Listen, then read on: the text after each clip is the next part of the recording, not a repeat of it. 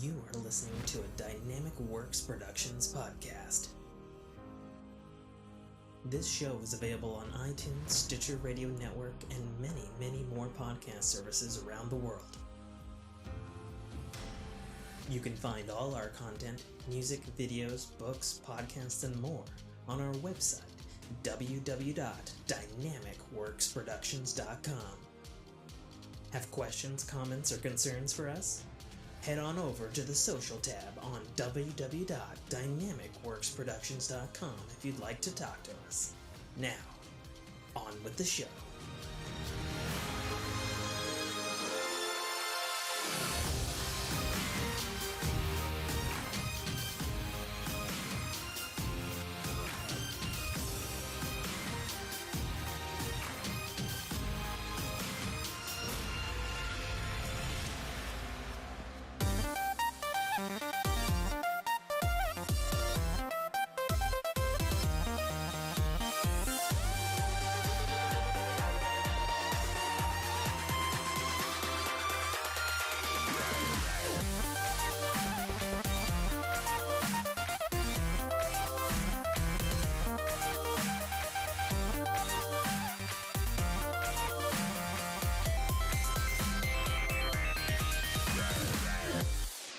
All right.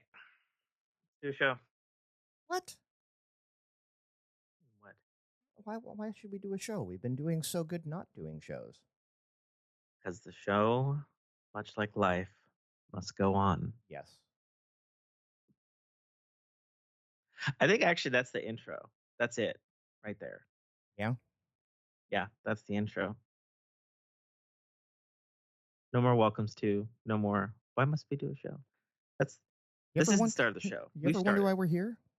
We're not doing the thing. Unless we needed a count in. Did we need to count in still? You're editing, so. Or I'm editing. I don't know. I don't care. We'll still do a count in, and then I'll go backwards, and people will be like, "Oh, where's the count in?" Be like, "It'll be an outtakes." Hey, everybody, this is a show about ears and podcasts and forks in them. I'm Tim. I'm Nate. Over there, I guess you'd be south. Yes. Of my position. Yes. South of me. South and lower elevation, so down here. Yeah. Down from me, below me. Yes. Because I always have to be on top, apparently.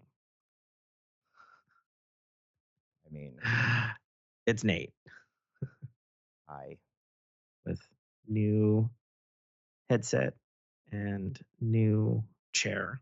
Mm-hmm. Much and more me comfy. With old chair, old headset, old pretty much everything. I'd still say the chair's still new. Yes. The microphone's still new. I think that is the newest thing in your kit. And then we're also trying live transcribing this episode, folks. So if there's a lovely transcription that's accurate, it'll be included with the show. If there's not, then it fucked up. And there'll be no transcription. And we'll laugh about it on the next episode. Yeah. Yeah. I will shit all over Apple for another reason. Sure. Go for it. So I'm thinking we're back. Yeah?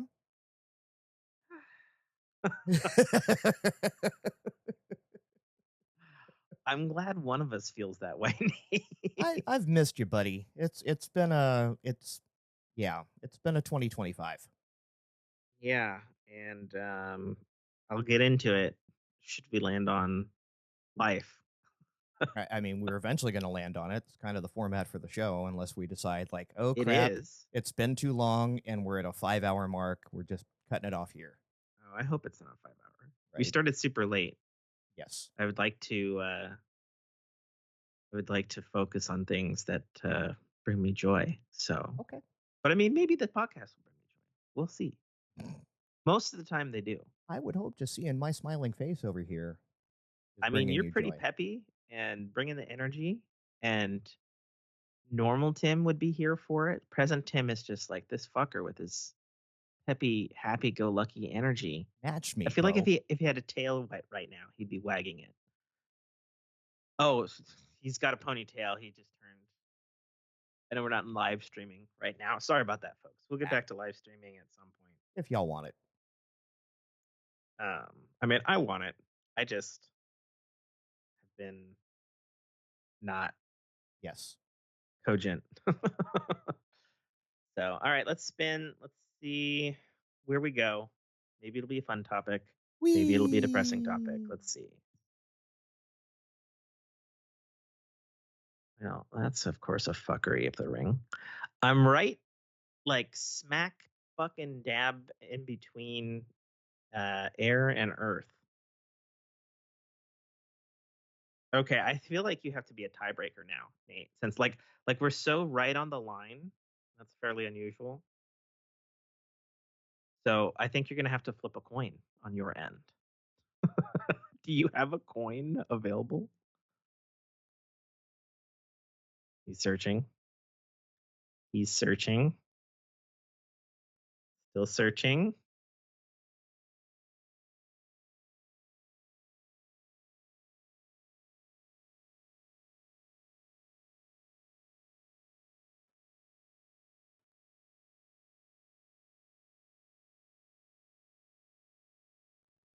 Who carries coins anymore, bro? Oh, I don't hold know. People. on. Solid. A Let's stick. go. Which way are we going? Heads is air, tails is. Sure. You have the coin. You dictate. It is heads, and since air, Earth is above air, we're going tech. Oh, okay. That sounds cool. We haven't been tech in a bit. Right? Hot bit. Hot bit. And there's one other thing to add in there. And I don't know if I did the stoppy or the break on. Oh, you might have, but because I think you did, but it's just been so long. Yeah, back in November, you did a stoppy. Okay, well, we obviously did the Christmas time one. Yeah, The we did Honda Nisa plan to CES. merge. We did TikTok pending, so 27th. Right, which is back as of our recording. Yeah, January 27th, the Not Vision Pro. Yeah. I'm gonna be honest. I only remember bits and pieces of this video because this was like almost a month ago, and a lot's happened in a month. Marcus Brownlee tried Androids or Google Androids XR headset, which is part of their XR platform for mixed VR reality stuff. And it had some like really impressive stuff in regards of like keeping track of your fingers and stuff. Not too dissimilar to the Vision Pro, but the fun part about it is it's never coming out. It's apparently a advanced, almost sellable prototype to get to the next prototype. Okay. Which, in this day and age where products have to be so polished, I imagine there's a lot of that. Right. A lot of prototypes. This would be what they call in the parlance proof of concept. Yes, proof of concept. Well, that's good. I mean, we definitely need more. I guess. Well, do we need? But there, if one thing is going to exist, then competition in the space is only going to improve that for everyone. But I don't know that the numbers bear out yet that there's a need or specific want for this type of tech just yet. Yeah. Especially in this cover your face type. I think the wearables with working in display tech into a regular pair of like eyeglass frames, like the Meta frames. Yeah, the Meta frames are obviously where it would like to go. Right. And it makes sense. I mean, I'm wearing glasses right now. Nate's wearing glasses right now. Right. And we all remember what happened with the whole glass hole thing, right? That everyone glass hole. Yeah. The original Google Lens or Google glasses, yeah. like wearing those out in public, you were called a glass hole. Oh. Wow. Yeah. I never saw those in public.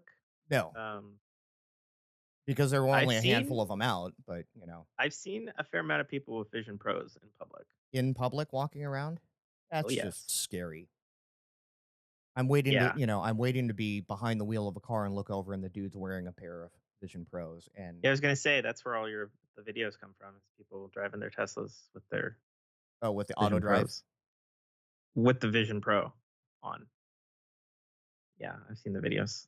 Yeah. My question on the Vision Pro, and this is perhaps an old question, perhaps I was talking about this when they came out over a year ago, and they were showing up all over the place, particularly techie sectors like my state or Nate's state. Hmm. Is I'm pretty sure the Vision Pro, unless I'm wrong, which it could be, because I don't have a Vision Pro. I don't think they're like particularly like any kind of IP rating, Oh, yeah, no, I and I don't feel think so like at all. in my state, okay, cool, you're getting the rain off your eyes, but pretty sure it's got vent holes on the top and bottom, so you're Hmm. just letting the rain fall into the fan slot. Like, Hmm. is that what's happening? I don't know. Sure, and again, this is we need these iterations to get to a point where okay, one, are people going to adopt this, and then now now we can start working on IP ratings. So I'm sure the IP rating isn't going to be that difficult to figure out once they. I don't think so. And I almost feel, again, I could be wrong on this. My only experience with the only headset that I actually own is just the PlayStation VR 1, Hmm. which does get sweaty. Hmm. Like, you should definitely have some sort of resistance on where your face eye holes strap into the device Right. for people who get sweaty. But Because, like, if they can work that piezo fan tech into it and just have something like that blowing air into the eye cups. yeah, can we get that in all of our mobile tech, Right. please? What Right. the fuck is taking so goddamn long for that tech to arrive in shit like iPhones and Android phones Hmm. and stuff? Like, I don't get it. Like, what? But yeah, but even before that, VR headsets where space is not, thinness is not so much of a concern. Like Mhm. you put one of those in there. It doesn't have to be a small package because there's a little bit more room in a VR headset. And now you can wear the thing comfortably without your eyeball sweating inside of it, because that is an issue that I have as well. It's like I either wear the cloth one that breathes a little, and then just becomes a gross mess after a while, or I wear the rubberized ones, the sport gasket, Yeah, and then everything fogs up when in the middle of a lightsaber duel or yeah, yeah, so. Put it there first and go, see, look, works. Doesn't have to be yeah, high CFM, just a little cool breeze, a fart on the face. yeah. So I guess 2025 is going to be the year of Doom running on more and more ridiculous things. We already had Doom on PDF. Hmm. Well, try Doom on an HDMI dongle. Which, I mean, I guess that seems a little easier then. Because, PDF? Yeah, I yeah, would say so. There's like, at least some hearse purse right, like in Raspberry an Pi HDMI isn't, dongle. yeah, Raspberry Pi isn't much bigger than a, HDMI dongle. So if it's just running Doom, that Yeah, that's, hey, walk up to any TV and have a controller and let's play Doom. sure. Why not? It's an evolution of the well, it's like a one game micro console at Hmm. that point. It's like an evolution of like the mini consoles we've had, like the mini NES and the mini PlayStation and stuff. Anyway, this next topic's quite interesting because we didn't get to talk about it when it started, but now we know where it ended. Hmm. So back on February 7th, um, UK Digital Rights Market Acts basically were demanding that Apple build a backdoor access into encrypted iCloud data Hmm. for Apple stuff. And I was like, No. I feel like Apple's gonna like has bowed to a lot of stuff in the UK because they would like to continue operating in that market, and also because they have a lot of R&D arm branches and stuff over there across the UK. And that is one I feel they're not going to acquiesce to, much like how they don't have Apple Intelligence over there. And fast forward to today. I guess I didn't post that. I literally hit post on this, but I guess it didn't post in the Discord. As of yesterday, Hmm. Apple said, "Okay, cool. Apple users, you have 30 days to un-two-factor authenticate your iCloud accounts, or they will be deleted." So their uh, turnabout on that was they're like, well, we have to do this to comply.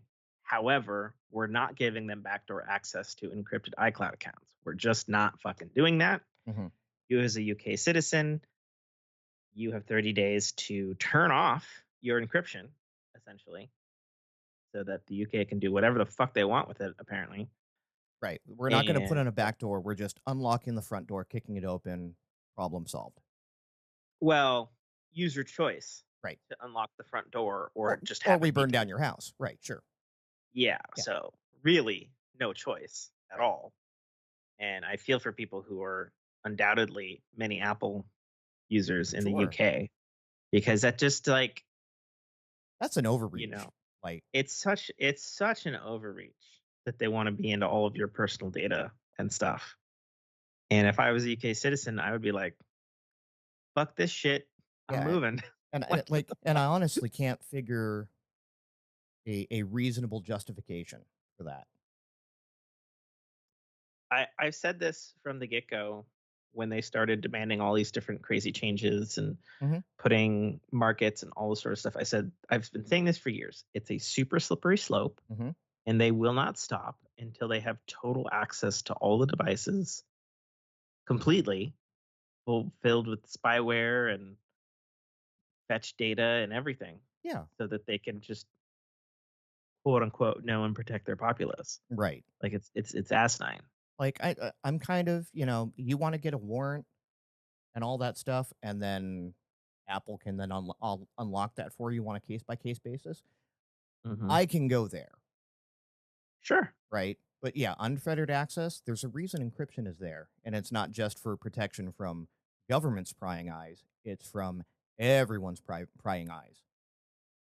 Yeah, and this kind of stuff makes, in hindsight, Apple's announcement like over a year ago, before even the Apple Intelligence was unveiled, that they said on their back end they have quantum computer encryption, Hmm. and that's probably a very good thing at this point because when you have stuff like that, it's just like, hey, I want the keys to your house so I can Right. go into your house whenever we want. Right. And they're like, okay, what are you going to do in my house? And I'm like, we don't have to tell you that. Right. like fuck that. And again, let's Fuck, let's fuck that let's noise. let's look at this in a perfect world where Sure. the UK government is being absolutely altruistic and like we're here to protect you. All it takes is one nefarious actor, then now that information gets out to someone who isn't there to protect you. All I'm saying, and maybe Like, I'm biased because I'm American, but the last time that happened, mm-hmm. Like I said, I'm just saying, in a perfect world, and I'm giving UK the, you know, yay. yeah, we all know better. That's not the case. And again, yeah, this is something that should not have ever been acquiesced to. And yeah, one, as you said in the Discord, expletive. Um, two, how dare you, Apple? Throw a pair, Sure. right? I mean, they're in a catch-22. They I, don't I, want to stop their I operations. get They're that. forced their hands. I get that. And then the further data on that, and I'm apparently not opening websites right now because when I open up a website, we go to 110 on the CPU and your frames drop. So I'm going to go from memory on all these articles. I could open it up on my Hmm. phone. But just the other day, they're like, okay, moving forward, the UK does not get Apple Intelligence. They Hmm. do not get iCloud security. They Hmm. do not get, they're getting not even the bare minimum Mhm. of services Good. that most Apple users would get. Good. And it's unfortunate No, it's not. because This they is are how being you enact forced to comply. this is how you enact change because you piss off the user base. Yep. They're not going to switch to Android. I'm sorry. Oh That's no, right. there's no way. Because the counterpoint would be, and correct me if I'm wrong here because I don't know for the UK, but doesn't if they enacted this on Apple, wouldn't they have also enacted this on Android, and Android would also have to comply? Um, if they haven't, So it sets is the Android precedent. complying? Well, Like that'd be the no, other question. but I don't know if they have or they haven't. But if this goes, you've now set a precedent that could then go to Google and say, "We made Apple do this. You're now in the same boat." It's the Epic v Well, Apple, it right? went right. It flip flopped on each side with the whole thing until they made everybody do exactly what they wanted them to do, Right. which is crazy. Yeah. Yeah. It's So gross. It's gross, is what it is. yeah, it is. It's very gross. So So who knows? Um, Tiny bit of news that um, I was super into until the next headline came out this same week. Apple unveiled their 16e phone, hmm which everybody jokingly refers to as the economy phone because hmm it is the economy phone. hmm Um, and it has, for being an economy phone, it has extremely good specs. It's got the Apple Intelligence. It's got a very good chip. It's got stuff, but it actually gets two features that not even my 16 Pro has. So number one, it gets Apple's first ever Apple designed stem to stern internet modem, which they are dubbing the C1 chip. Okay. And this is born from their Intel modem business purchase that they bought like seven Yeah. decades ago or whatever. Um, it is not as good as the current Qualcomm modem in the 16 Pro. hmm It doesn't have 5 millimeter wave or ultra high speed 5G. It does do 5G and lower bands hmm at lower speeds. So it is not fast by today's standards or stuff. But It is the an trade off alternative way to connect to is data. it is now Apple's, Yeah. and they are boasting it will give you an additional, this would be compared to my 16 Pro Max, hmm which has a bigger battery. It's going to give you an additional 8 hours Sure. of internet and or talk time because of its power efficiency, which of course is Apple's game. So this puts it up to 28 hours of talking to someone on the phone or browsing the internet. Right. And if you're someone that's just, That's doing TikToks and Facebook and whatever all day, yeah, for the economy model. yeah, Yeah, that's right. If you're watching for Severance, every back to 16-year-old back to girl, back, yeah, but like that's it's not probably going to the do your phone for 4K them. video at least well because of the lower bandwidth on it. But Yeah, for day-to-day stuff, yeah. even all the way up to and including VoIP, like Mhm. okay. Like and again, it's an alternative means of connecting that is not carrier dependent. Yep, not carrier dependent, and of course, from Apple's perspective, not Broadcom dependent. Right. Or Qualcomm. Qualcomm. Wait, which one? Which one has the modem? Both. Both. I know both have the modem, but I'm saying which one is it? Qualcomm. Okay, I'll look on my phone so I don't fucking Okay. crash my computer. Do iPhones use Broadcom or Qualcomm internet modems? Yeah, you're right. They use both. Mhm. Oh, sorry. Here's the breakdown. Broadcom is supplying the Wi-Fi and Bluetooth Yep. chips for iPhones. Qualcomm has been supplying the modems, Mhm. internet modems, for years. Yeah, because it's built into the SoC to work with the carriers. Yeah.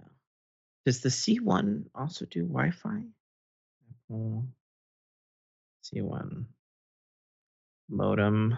I would say just from the I'm specs you looking. gave me, no. because it seems to be operating on like a cellular type bandwidth or yeah, wavelength, as it were. Mm, But yeah, I mean this mm, could technically be like Apple's version of CDMA, as it were. yeah. Well, CDMA is a configuration of wave spectrum Hmm. for data packets across radio transmissions, Right. like GSM. Hmm. That's not the same as um, Sorry, it being would the be. antenna.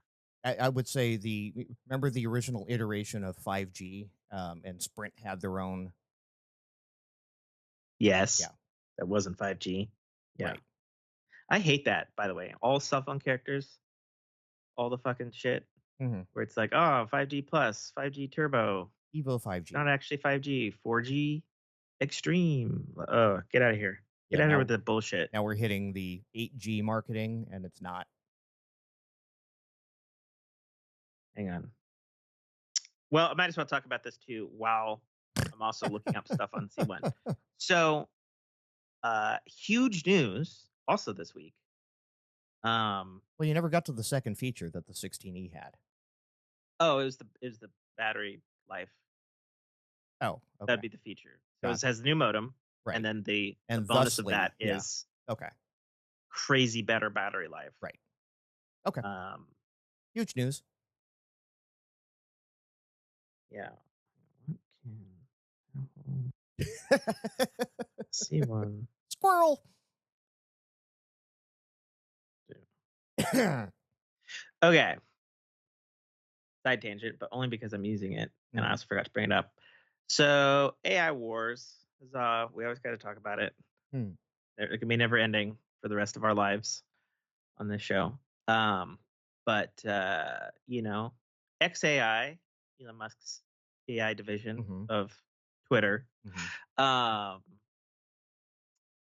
kind of broke stock markets and the internet this week. I don't know if you heard about this. Did you hear Mhm. about Grok 3? Mhm. Yeah. So this is interesting. So Grok's only been on the market for 2 years, Mhm. which is way less time than anybody else, with the exception of, you can call it that, Apple Intelligence. Um, Well, I and mean, the thing, DeepSeek's pretty new too. yeah, that's true. DeepSeek's probably the newest. Yeah. So there's basically like a speed test or a black magic disc test Mhm. thing that's now kind of become the standard. I don't remember what it's fucking called. At me later, or Nate can Google it. Right. But anyway, there's kind of a standardized test for different benchmarks for math, AI, conversation, Mhm. etc. That AI agents are now being tested against Right. to determine their performance against the competition, DeepSeek, ChatGPT, etc. And Grok's been out for 2 years. There's Grok 1, and then Grok 2 last fall, and then just this week they introduced Grok 3. The exception to this is Grok 3 is kind of like a whole other fucking animal Mhm. compared to every other competing AI. And presently, according to these tests, which are standardized, they are beating ChatGPT 4.0, Mhm. DeepSeek, Mhm. Gemini, Mhm. everybody by 40 points, Yeah. which is a practically unheard of Yep. margin of improvement. Yep. And it caused ChatGPT's stock to fucking crash right at the fucking bottom Mhm. this week, which has previously held a very dominant position on the industry for years now. Um, Well, I mean, it also doesn't help that Elon offered to yeah, that's a whole other thing buy that out happened. We should talk OpenAI about. for $98 billion. No, it's But 150 something, yeah, okay. because he had a consortium of other billionaires, Yeah. including himself, that were just like 150 fucking billion. Yeah. And then Sam Altman, Yeah. um, Said chief, no, not for sale. no, go fuck yourself. So And then Elon was like, ironically, okay. so Grok 3 drops and just blows its pants off, and he goes, "All right." Like, Should have taken the cash, bitch. right? Like, you know what this reminds me of? The Space Wars back in the 70s and 80s, Dude, you're right. right? It totally does. It's a big dick Rogers waving is like, we contest. have man in space. Yes, NASA's like, all right, we put ours on the moon, motherfucker. right. Like, it's exactly like the space race, Yeah. actually. Yep. Oh my god. So I've been playing around with Grok 3. Mm-hmm. It is superb, Mm-hmm. Nate. Like, don't get me wrong. I'm now using different AI agents almost daily, either for work purpose or fucking around. Mm-hmm. Um, I'm glad you are, because I'm like I have no yeah. interest in doing it. I have no Mhm. need to do it. I shake my cane at you. Yeah, Grok 3 is so I mean, first of all, I'd still say it's not the best at image generation. It can't do video, it can't Mm-mm. do voice talking back and forth, which are nice fancy features that Gemini and ChatGPT can do. Sure. And Apple Intelligence to varying degrees of success depending on the day. It seems like. Right, but those features were specifically coded into that. Whereas, True. right. True. So And at the very least, if you're looking in terms of length, Apple has had some form of natural language interface, really the longest out of anybody. Mhm. But anyway, Grok 3 is super fucking impressive Mhm. because I feel like it gives me the data that I'm looking for in the way that I'm looking for it. Mhm. Like, I think ChatGPT is cool because it kind of feels like you're talking to like an intelligent computer or person. Mhm. Grok 3 is just like a whole other thing. So I love when I people post the memes about how Grok 3 doesn't like Elon, and it's hilarious to me. oh my god. So I've done I don't know what the limit is. I think there's a specific number, but basically Grok 3 hilariously came out on the scene publicly. They have their own app now, Mhm. which is also good. Even though it's built into a button on Twitter right now. It's interesting because you have a search bar Mhm. and then you have two other buttons below it, which are kind of where it becomes like, oh, this is a different fucking animal. You have a deep search button and then you have a think button. Mhm. And it's very interesting. So um, I'm not going to discuss the results or anything, but I was curious because I thought that they were interesting questions, and I've asked them of other AIs before. So I asked the question again. I'm not going to get into what the results were because it Mhm. kind of breaks our show. But was asking Grok 3. I was like, okay, which is the most controversial religion in America? Mhm. Which is the most controversial religion in the world? And Grok 3, um, if you just do search, will bring up like a couple of options based on some facts. Mhm. And then if you do deep search, it does the thing that I feel Google should be doing. It goes, okay, hang on a minute. And you see the thing above and it starts tabulating sources and it goes through all of the fucking sources, Wikipedia, different articles, Mhm. statement, government records, and it lists them and it goes, okay, here's what this says, this says, this says, this says, this says, this says. Based on this percentage, we can articulate that this is the correct answer based on this. So our options and the eventual result is one of two with a certain percentage rating. Right. This is what the world and all available data bases, which is Right. like the thing like when you're fucking playing Halo and Cortana is like, oh, I've hacked into the Covenant BattleNet. It's showing these people over here, but we have a better success chance if we go this particular Right. way. It's And I'm it's like, it's Whopper is what it is. this is what I fucking have Yeah. been wanting AI to do for fucking ever. Or what is it? Master Control. I've hacked into the A little Pentagon. bit, Yeah. little bit. And then if you do think, so like deep search is like, here's this fully rationalized by available data. Right. Thinking is more people like and be like, well, if you kind of look at this and if you think about philosophy and blah, blah, blah, blah, Mhm. and this, and it's like, this is fucking awesome. Right. This is what I'm here for. Mhm. And I find myself using, especially Grok 3, uh, daily. Like I actually find myself going to it for what I would normally Google Hmm. things, because what it gives me is the fucking data that I'm looking for. Right. And like I've been doing this stuff for days now with it. And so actually just now I was like, hey, what can the Apple C1 chip do or not do? And it's like, okay, here are the 6 points of what it can do. Was this And then regular here, Grok or deep search? this is regular Grok, Okay. I might add. And then this is 4 points of what it can't do. And then here's additional context and potentially where they could be going with it in the future. And I'm just like, this is fucking what I want. And then at the top of the thing, it also cites Yeah, I can't. 20 pages Yeah, I that it can't see gathered the your data from. can't see your screen at all. So every time, Yeah, yeah, I you know just it's blind it's a me. white thing. Sorry. But at the top, it cites its sources, Hmm. where it got that data from. So if you want to go get the data yourself, Right, or verify it. and it cites posts from X and Facebook and Right. user reviews found at the bottom of the fucking Amazon store page and stuff. And I'm just like, oh shit balls. Right. this this is what I'm here for. Yeah, and it did So it in anyway, under a minute. oh, it was in like fucking a Yeah. couple seconds. Yeah, it's crazy. So what Grok says, the C1 chip has the most power efficient 5G connectivity. Um, it supports sub 6 gigahertz 5G support, Hmm. which says this is equivalent to having 4x4 MIMO antennas Hmm. and is most suitable for everyday use for, okay, economy model. Cool.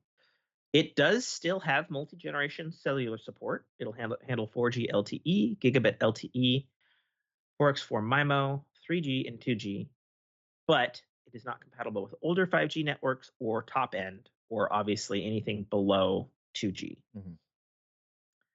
Oh, it does incorporate custom GPS, satellite system, and satellite messaging into the chip. Yeah, So previously, that would have had to have been handled by between the Qualcomm or yeah, Broadcom. or a bespoke chip. Um, since it is Apple's chip, it's able to prioritize time-sensitive data on congested networks and improve responsiveness by dynamically managing traffic. And oh, yeah, this is probably where the power efficiency comes. And I didn't know this. The modem uses a 4 nanometer node. Meanwhile, Qualcomm and Broadcom are still on 7 nanometer. Mhm. So better power efficiency. What it can't do millimeter wave. It does not support Wi-Fi 7.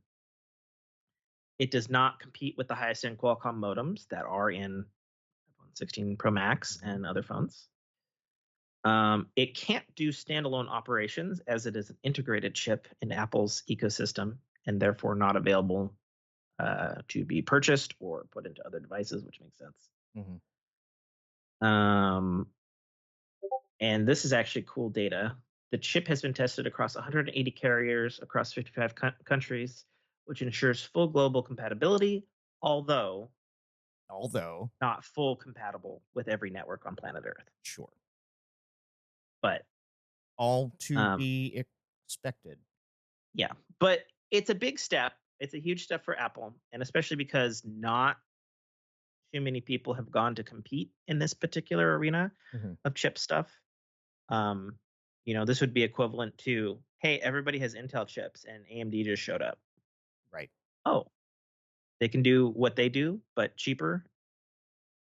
And as we've seen with AMD and present, will probably get better Mhm. then. So this is a big deal. We've talked about it and theorizing it about a long time.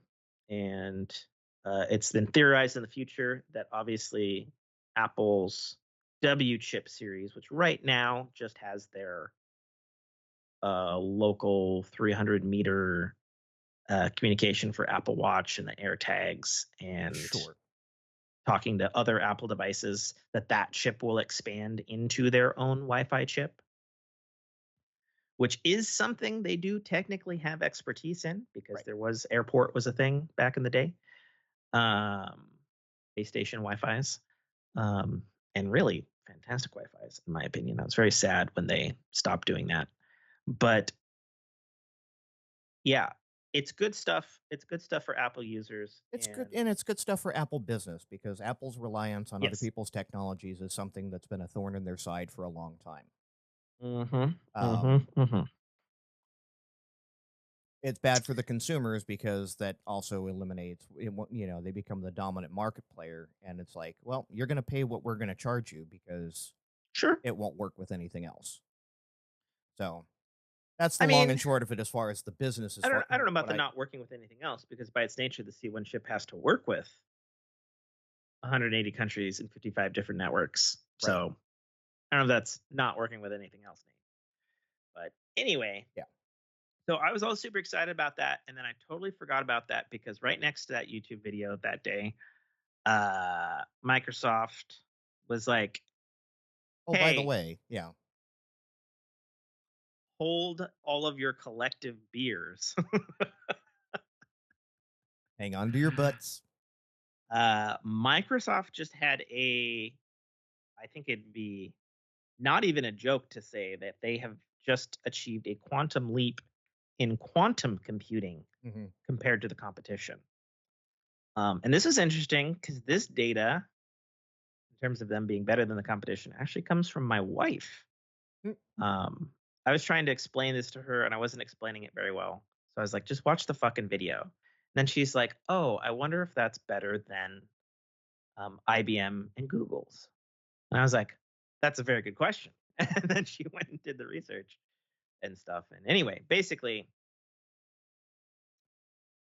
Microsoft has created the first quantum computer chip Hmm. that is not the size of a fucking warehouse. It fits into the palm of your hand. Yes, it still does have to be in a silo of Ice whatever it cubes. is, Yeah. negative 100,000 bazillion Kelvin or whatever it is. Hmm. That's colder than space. And the silo is probably about 3 people tall. So it's probably about, let's say it's like 8 feet by 3 feet or something. It still does have to be in a super cooled silo to operate. Hmm.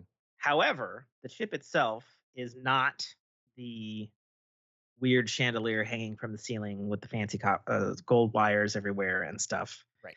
And not only that, but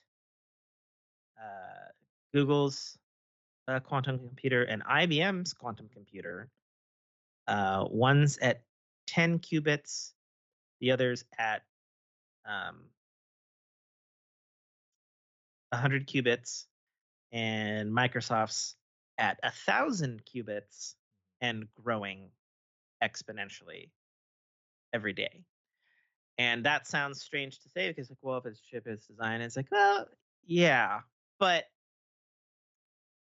so basically, they call it the Majorna 1, Hmm. which is based off of this 100-year-old scientist who theorized about a particle that he called the Morgana particle. Hmm.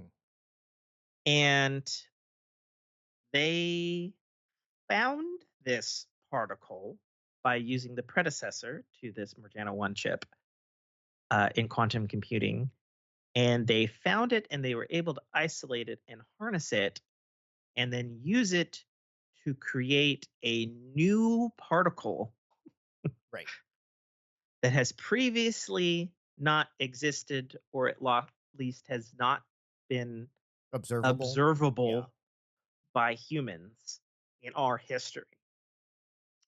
And if that sounds like the start of a science fiction dystopia movie, I don't know what else was, but it's the truth.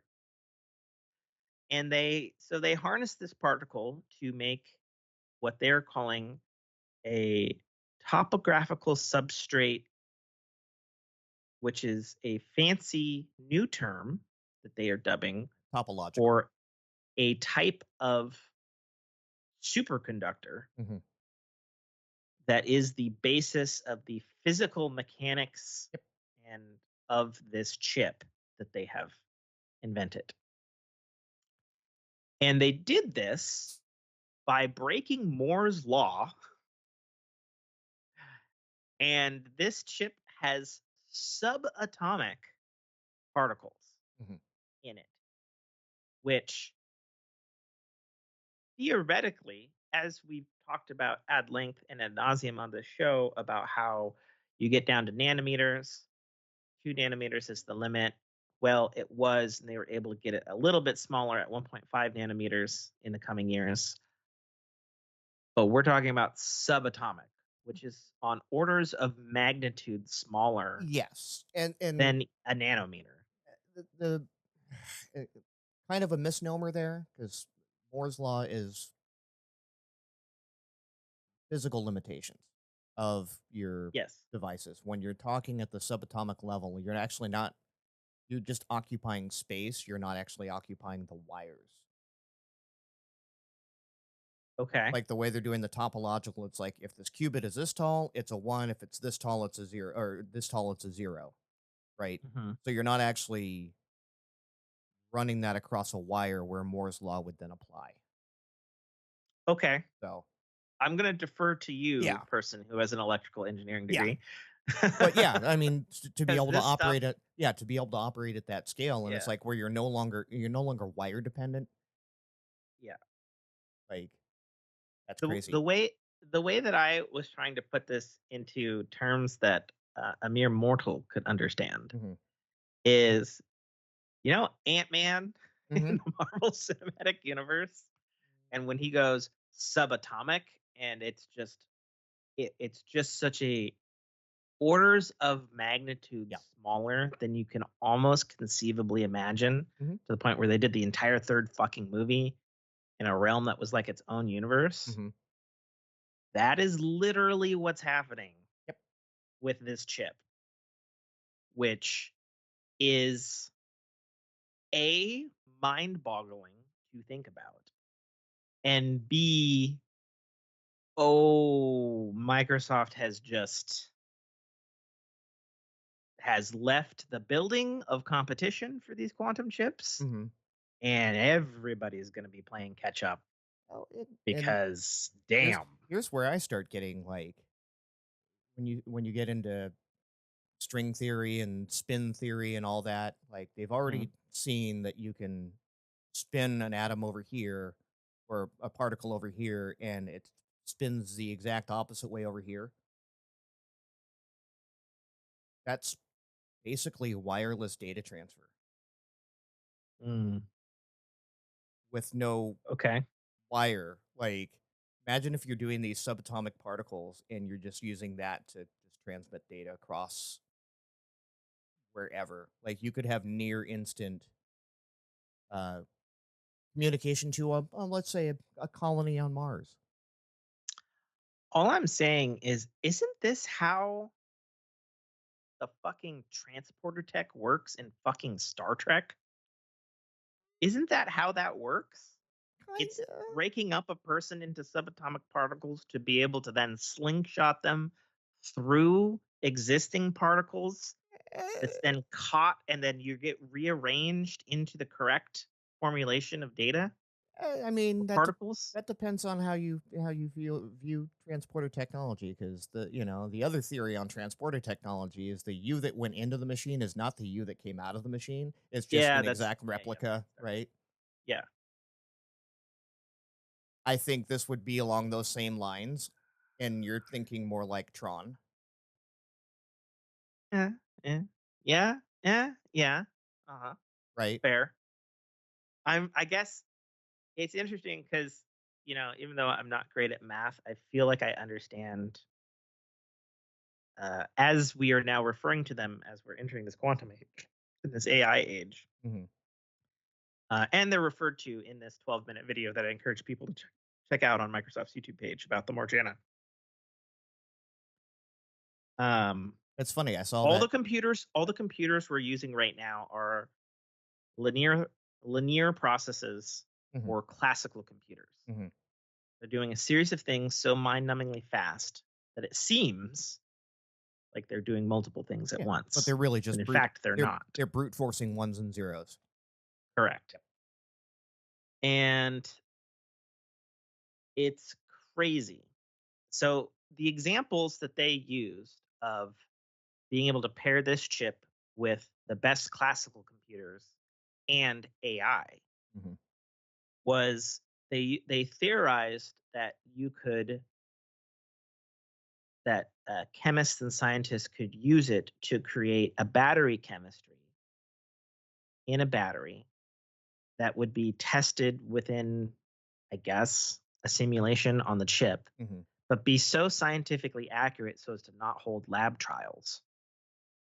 Because a quantum chip can better articulate and understand fluid dynamics and particle and, I guess, Right. matter dynamics than a Instead classical of computer. instead of doing what we're doing now, which with multiple cores and whatnot, it's basically parallel computing.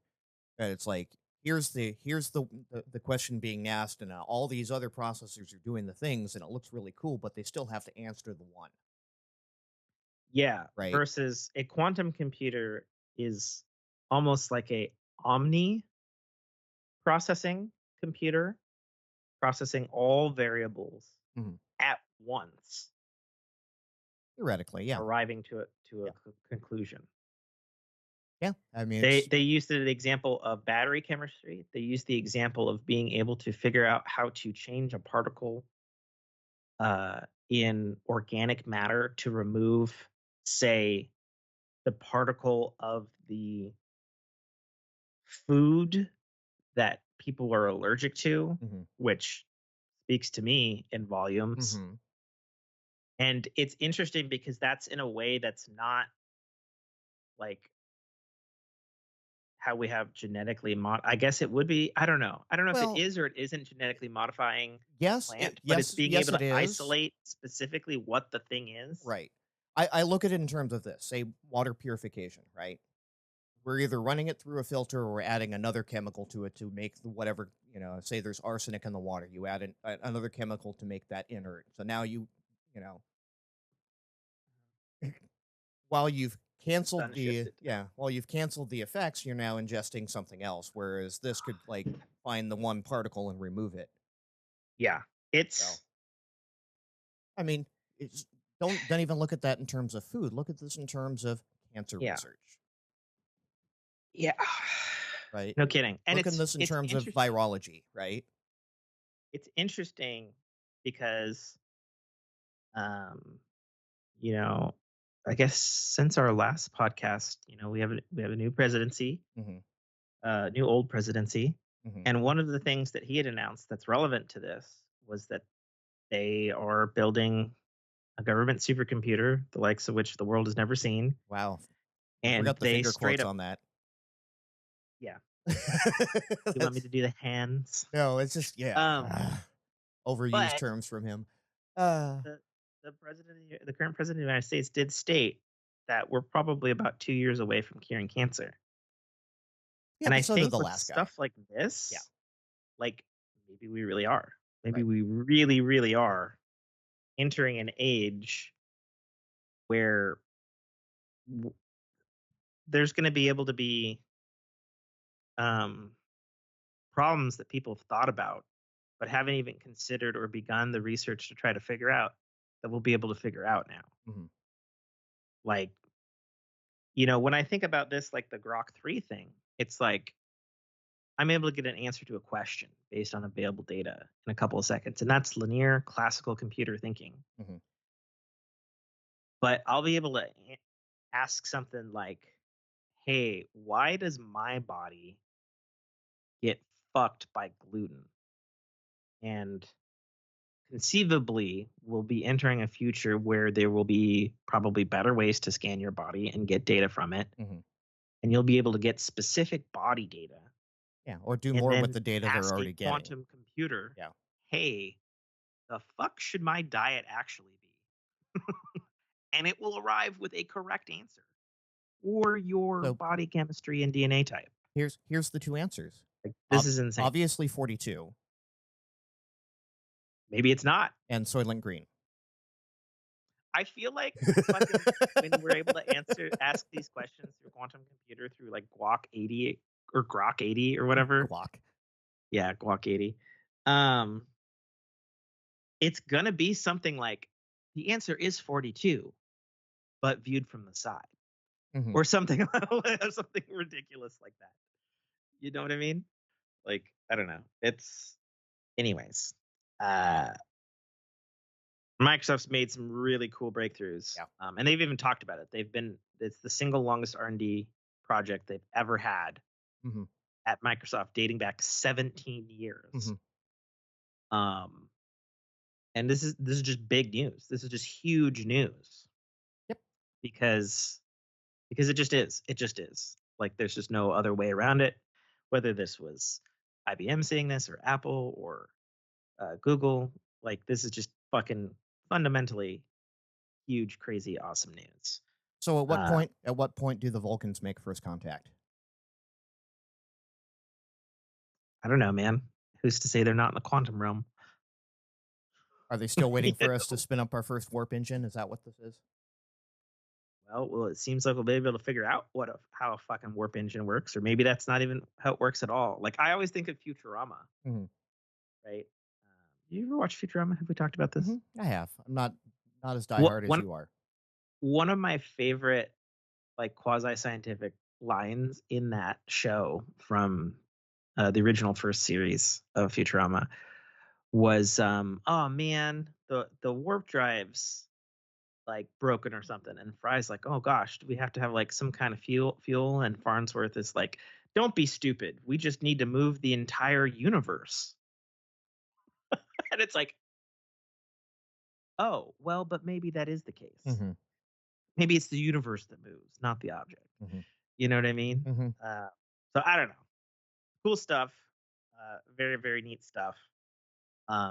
To Well, didn't go back. I was going to say, didn't they actually cover that in the Kelvin timeline with the warp transporting? Yeah, there was a Right. joke that Scotty says after being given his own formula Hmm. by original Spock. Oh, I didn't think about the fact that it was what was it? The thing that was moving, something like that. Yeah, the thing that was moving was space, not the Yeah, ships. Yeah. yeah, yeah. Good stuff. To Because I kind of got way the fuck sidetracked multiple times. Anyways, Ooh, let's Grok 3 is no. great. Yeah. Grok 3 is great. A lot of people were wondering, how in the fuck did he just get 40 points over? And then days after Grok 3's announcement, there's a YouTube video by this guy that I found, um, talking about the facility that houses Grok. Hmm. And it's a brand new AI facility that has the most NVIDIA HBM2 1000s or 100s or whatever they call in the world, Hmm. by an order of magnitude of 60. That came online in November and was built in like 6 months. Right. And so the answer is, Brute force. yeah. Elon Musk just said, fuck it, build a giant ass building. I will take the entire next fucking 6 quarters of AI chips from you, NVIDIA, and we're just going to build the fuck out of this and plug it in. For 40 points. Yeah. But Hmm. I mean, that's a huge jump. So, It. I mean, Yeah. they did just brute force it. Yeah.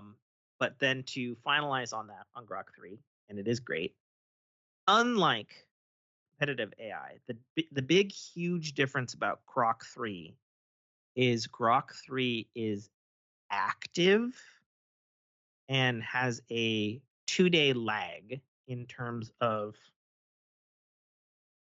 it Right. Whereas being the old AIs are updated. like, we only recorded data up to 23 or 24. Yeah, Yeah. yeah, we do. They do them in months and years, Yeah. not 2 days. Right. So, and then they theorize that there'll probably be a 600% increase between Grok 3 now and Grok 3 at the end of the year. I just want to know what that power bill is. Oh, with NVIDIA, it's probably fucking, I don't know. He's probably got fucking like 16 of his fucking Merlin propulsion systems on some sort of weird heat recycling system that's turned into some sort of reactor Hmm. below that fucking building, because they would have to be, because despite the fact that NVIDIA is arguably the best in AI and graphics tech right Again, now, force. NVIDIA also brute forced it by, Yeah. okay, more power, more power. 300-watt power supply for your computer? Not going to cut it. 500-watt? Nope. Crank it up. Yep. You have to put fucking substations in your fucking Yeah. homes to power these fucking next things. Meanwhile, Apple's over there in the corner going like, hey, we just achieved Xbox One X/PS4 Pro performance with ray tracing in your mobile fucking Right. phone that runs Apple's on a doing that. battery. Microsoft is over here playing with the quantum realm. Yeah, it's like, what the fuck is happening right now? It's fucking wild. It's good shit. So, all right. That's technology. That was a good technology. That's a good technology chapter. I liked it. I enjoyed that. That made me happy. I hope I'm not sad when we go to the next topic. Spinning. Ha! You got That is some nated. Nate. Yeah. I was about to say that's some Nate ass spins right there. It's like gummy. It wasn't gummy earlier. Mm-hmm. Oil. Dude, it is not. Oil. Yeah, it needs. There we go. And stop. Brute forcing it.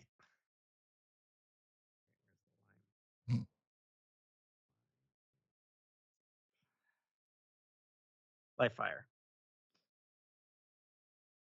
Life is a fire. Life is Yeah. a highway. So, Speaking of fire, we're not on fire anymore. good. Yes. Do you want to go first? You go first. We're not on fire. People I know I'm glad. are no longer homed because they lost houses. We have a former coworker that lost everything. Have a few friends lost everything. Sad. Heads are rolling. Blame is going around. People are getting fired. Mm. But yeah, that's. I mean, welcome to California. Huh. Where do I start with life? Because it's been like a month.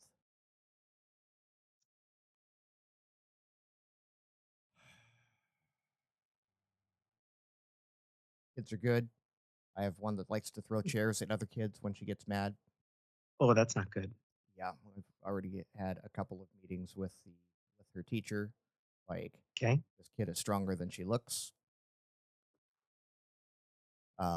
She-Hulk fan? We haven't gotten to Marvel yet. Yeah, we've not, you're not alone in the family stuff realm. The big thing that's been happening over the course of this month is we have an elder statesman. The last of the grandparents is like 92, and has openly stated, "I just want out." I Um, understand. to the point where she's made attempts now 3 times. Oh, damn. Yeah. Okay. Well, let her go at that point. And most of the family is kind of on board with that, but there you- are Is that a members. thing you can do in California? I don't know if that's legal. It is. It's Okay. there are, I believe it's legal up there as well, or in Oregon. It's called end of Okay. life care. Yep. They call it EOL, and I hear it and I go end of line. Ha. But The first time I've heard that recently where it was funny. But yeah, there are requirements on it. Usually, typically, I should say, not usually. Typically, it's reserved for terminal illness. Yeah. Right? They're like, you ain't coming back from this. Cancer sucks. Whatever. Like, Yep. we'll just bang, boom. So we don't know how that applies to a 92-year-old that her quality of life is shit. She can't get out of bed. She's got a catheter in a bag. Like, there is no quality of life left. She can't hear, she can't see. So, does that qualify? We don't know. And then so the whole family's just in the whole debates of, is this ethical? Is this moral? We Yeah. had one family member say, how dare she try to commit suicide on my daughter's birthday?" Um, Mm. like, we're running the whole gamut of emotions and opinions. So Gotcha. yeah, so that's been the family shit here. So of course my whole household is in disarray because my wife is just trying to take care of her mother, um, and all the drama that's going on with that. So it's just like things are. So it's your mom. It's her mom's mom. Okay. So yeah, so shit around here goes sideways. My kids, being the little empathetic um, mood suckers that they are, have picked up on mom's bad energy, and so if Mhm. so I think that's part of the sudden escalation of chair throwing, because Gotcha. everything is just up in chaos around here. So I'm Yeah. doing my best not to. And I've when asked, I go, "You don't want my opinion? Um, I have no skin in this game, Yeah. so use those use those questions sparingly." Yeah. Um, and yeah, it's like pick the perfect time to go sober, right? No. No, you didn't.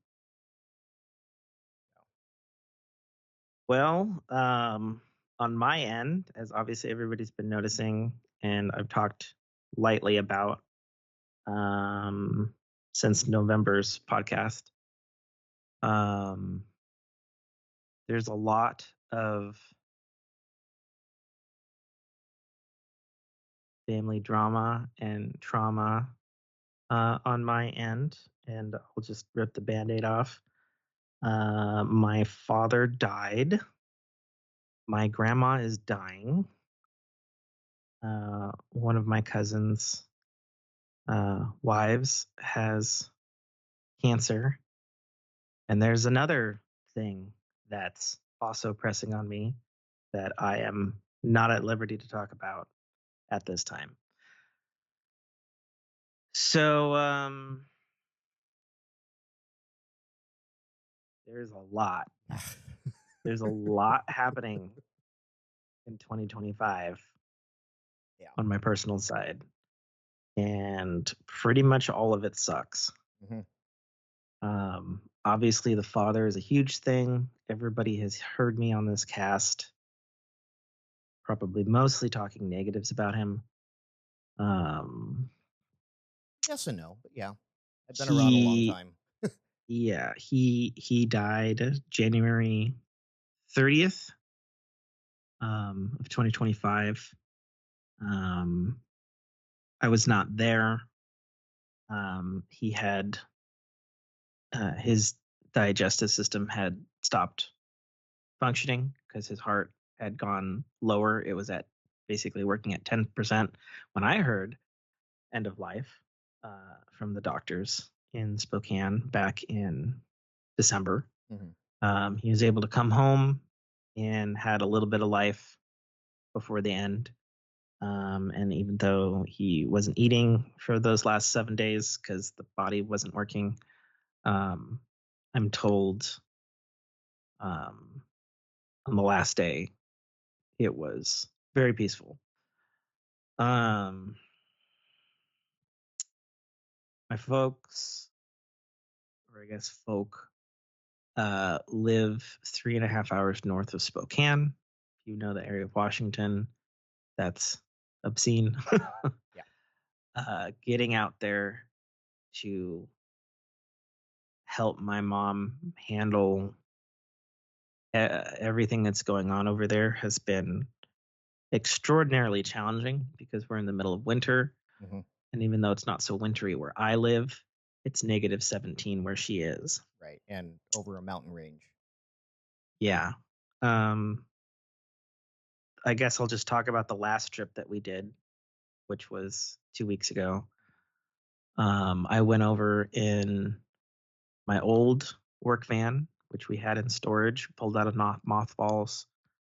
Um, pulled it out of mothballs. Turns out It needed mothballs. seal Yeah. or something. because everything was covered in mold. Nate knows this because I've been sending him my updated stories to friends and family about what's been going on behind the scenes. So it was a frantic So, silly scrubbing aside, everything down. all Yeah, that go ahead. all that equipment you get for your job, you should save those desiccant packages and just throw them in the van when you're not using Yeah, it. I've heard that. Okay. Yeah, I'm told there's some big ones of those I can get and soak them with tea tree oil, and then there's also a machine I can get Mhm. that will demold that stuff expertly. Whenever I get the van back, because the van did not make it back. Right.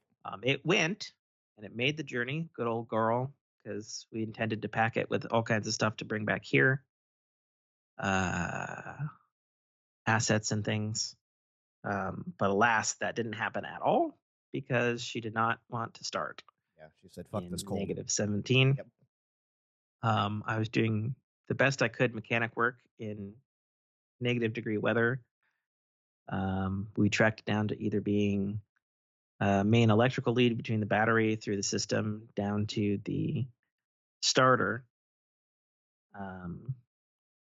per an old family friend, and then talking with my uncle, who's also around that area on my mom's side, favorite uncle actually. One I've mentioned before, worked for retired Department of Transportation.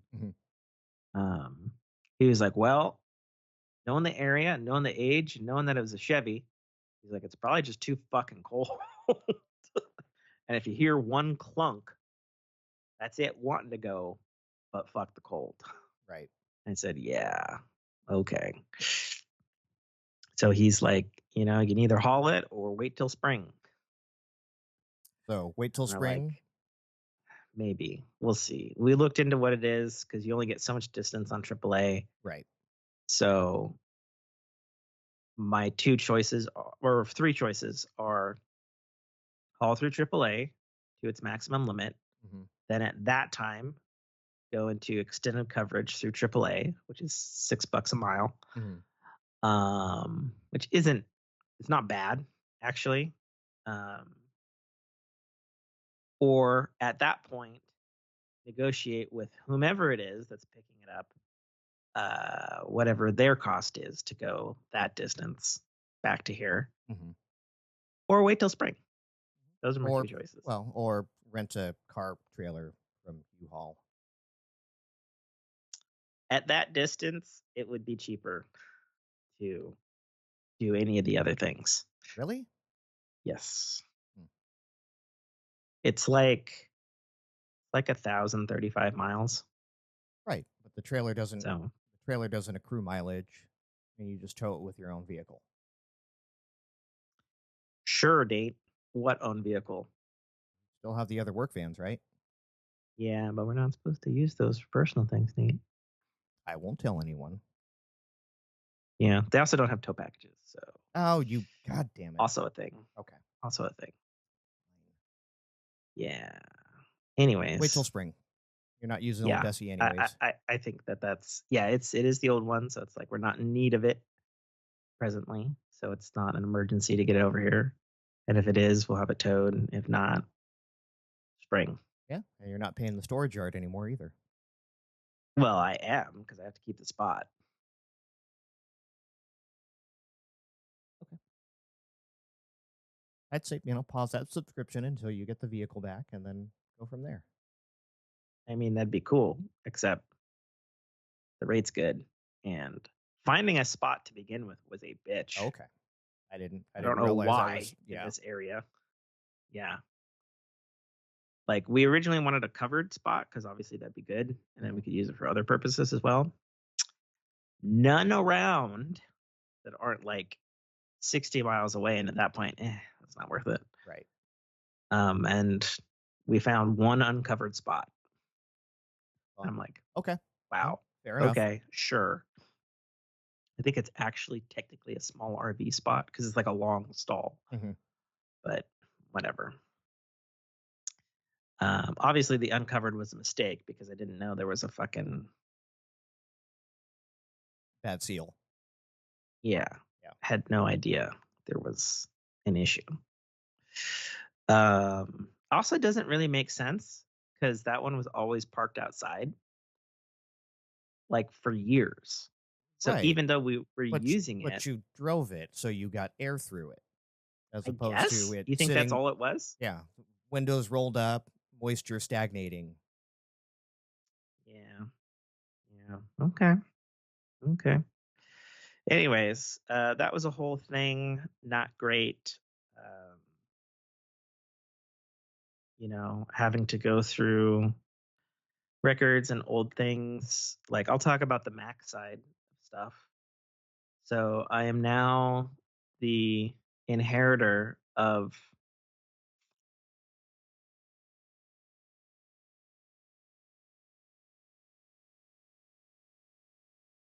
Yeah, let me do some math.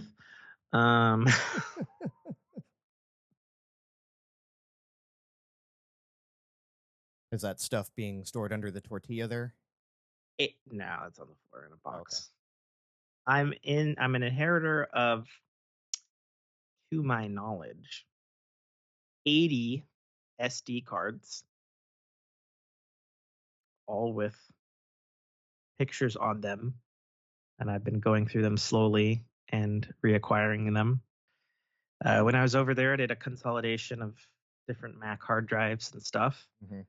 And just because the way my dad was, I guess, I found no less than 7 different Mac or iPhoto libraries, all with different contents. And I was like, oh, fuck, this is going to be extremely painful to try to merge these.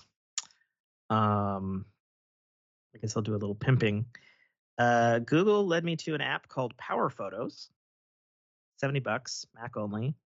However, it did exactly what it said it was going to do with no fuss, no errors, which was literally take multiple, as many as your RAM in your system can handle, and merged, like, we're talking like, because at a certain point, iPhoto becomes Apple Photos. Mm-hmm. We're talking like iPhoto version 2 all the way up to current Apple Photos. Merge them all perfectly with metadata, with their folders, with their structures, everything intact into current Apple Photos. Nice. So far, I fully $70 well expect. spent. Yeah. 100%. Like, the time it saved alone, 100% worth it. And the fact that, like I said, it did it, never crashed, never gave me any problems, never gave me, incompatible fucking file type or export failed Right. And or I'm any of assuming that at this shit. point, like with any, you're going to have multiple file, like, naming issues. Yeah, and it has a duplicator thing, which ain't with a nice checkbox this, if this, then Right. type thing. I chose to forego that because the built-in one with the AI in Apple Photos, in my opinion, is already superb. Right. So I merged 33,000 photos. 3,300? I don't know. Whichever is the bigger number. The one across with more seven zeros. Yeah. across 7 different libraries, going all the way back to 2000, into my current Apple library, and then every day or so, because it's not the fastest, it's a low key duplicate finder in the background through Apple's AI thing. About every day, that's like, here's 2,000 duplicates. Here's 3,000 that can be merged. Here's this. Click the button, accept. So I think I've got it pretty well pared down. Right. Like I it started with, knows when the image is the same image and not just a duplicate name. yeah, and the way Apple's works, which is why I chose to let that one, is it'll merge. Like, it doesn't just look at the metadata. It actually looks at the image and the pixels and say, hey, this matches within 98%. Right. Or, Probably the same image. these pixels shifted. This was a burst photo. Which of the bursts would you like to keep? Blah, blah, blah, blah, blah, blah. It's very, very good at that stuff. Nice. Slow, but faster than you. It doesn't fucking goddamn right it is. So we went from a gig and a half, or I'm sorry, a terabyte and a half. Sorry, not gig. I have gig stuck in my brain because I watched a dumb. It's from some old spy movie from the 90s or something, and it's like a dude on a train, and there's a guy on a computer, and they're hacking into an Apple Newton for some reason remotely. And whoever wrote the script obviously didn't understand computers. And there's this line from the thing, because it's a joke or something. It was like on Reddit and stuff. I saw this. It's like a little 10-second clip. And he's like, okay, hacking in now. Okay, got a good recipe for a souffle. 1 gig ought to do it, and I'm in. And I'm just like, what? Right. Oh, it's just like going back and watching Hackers. As much as I love that movie, when they start talking about the tech, I'm like, no. Yeah, I couldn't even then. Yeah. I couldn't even then. I was like, hold up. You want a movie about hackers that's actually decent? Watch Swordfish instead. Anyways, and even that's taken some liberties. Yeah, even that's not quite on the money, which is unfortunate because wasn't it the Wachowskis? I believe so. Yeah, I think it was. It was their movie they did after the. Did they do it after the Matrix trilogy, or did they do it after the first? Let's not side tangent on that. Yeah, you're right. That's dangerous territory. You're right. Anyways, pared it down from 1.5 terabytes to 560 gigabytes. I'm like, okay, that's better. Right. Much better. It's all safely in my quantum security encrypted cloud that I have that the UK doesn't.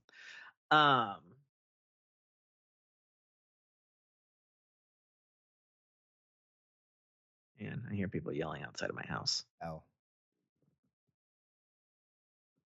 Could be anywhere in this tight neighborhood, but still got to poke my head out, see if there's somebody in the fucking front. Right. So that's been quite the process. Yeah. That has been quite the process. As far as I could tell, either due to age, his condition, or just getting older, like I was finding like duplicates of duplicates of duplicates of duplicates of duplicates of duplicates of not just the pictures, but like whole Mac systems and things and apps and stuff. And I'm like, yeah. I guess an upshot is I now have 8 fairly recent SanDisk 1 terabyte SSD USB powered drives. Nice. Now, so I guess that's something. At least something very usable. Right. Because like with the SD cards, like we're talking like 500 megabyte. Right. 512 SD cards and 1 gig. And 8 megabyte cards, and 1 megabyte MMC cards, and And I think the most annoying thing about those is not so much their small file size, but the sheer amount of lag it takes from plugging in the card into the card reader. It's like, is it thinking about popping up on the desktop? Is it a bad card? Right. As far as I can tell, there's only 2 cards that are bad, but I have like 80 more to go through. Right. And I'm just like, holy fuck, there's a lot of SD cards. And then of course the file transfer speed is garbage on those. Yep. Yes, it is. And God almighty, I understand why it's there, but man, going through cards like this, boy, do I forget sometimes about the fucking security lock. What the fuck? It's such bullshit. Yep. Actually.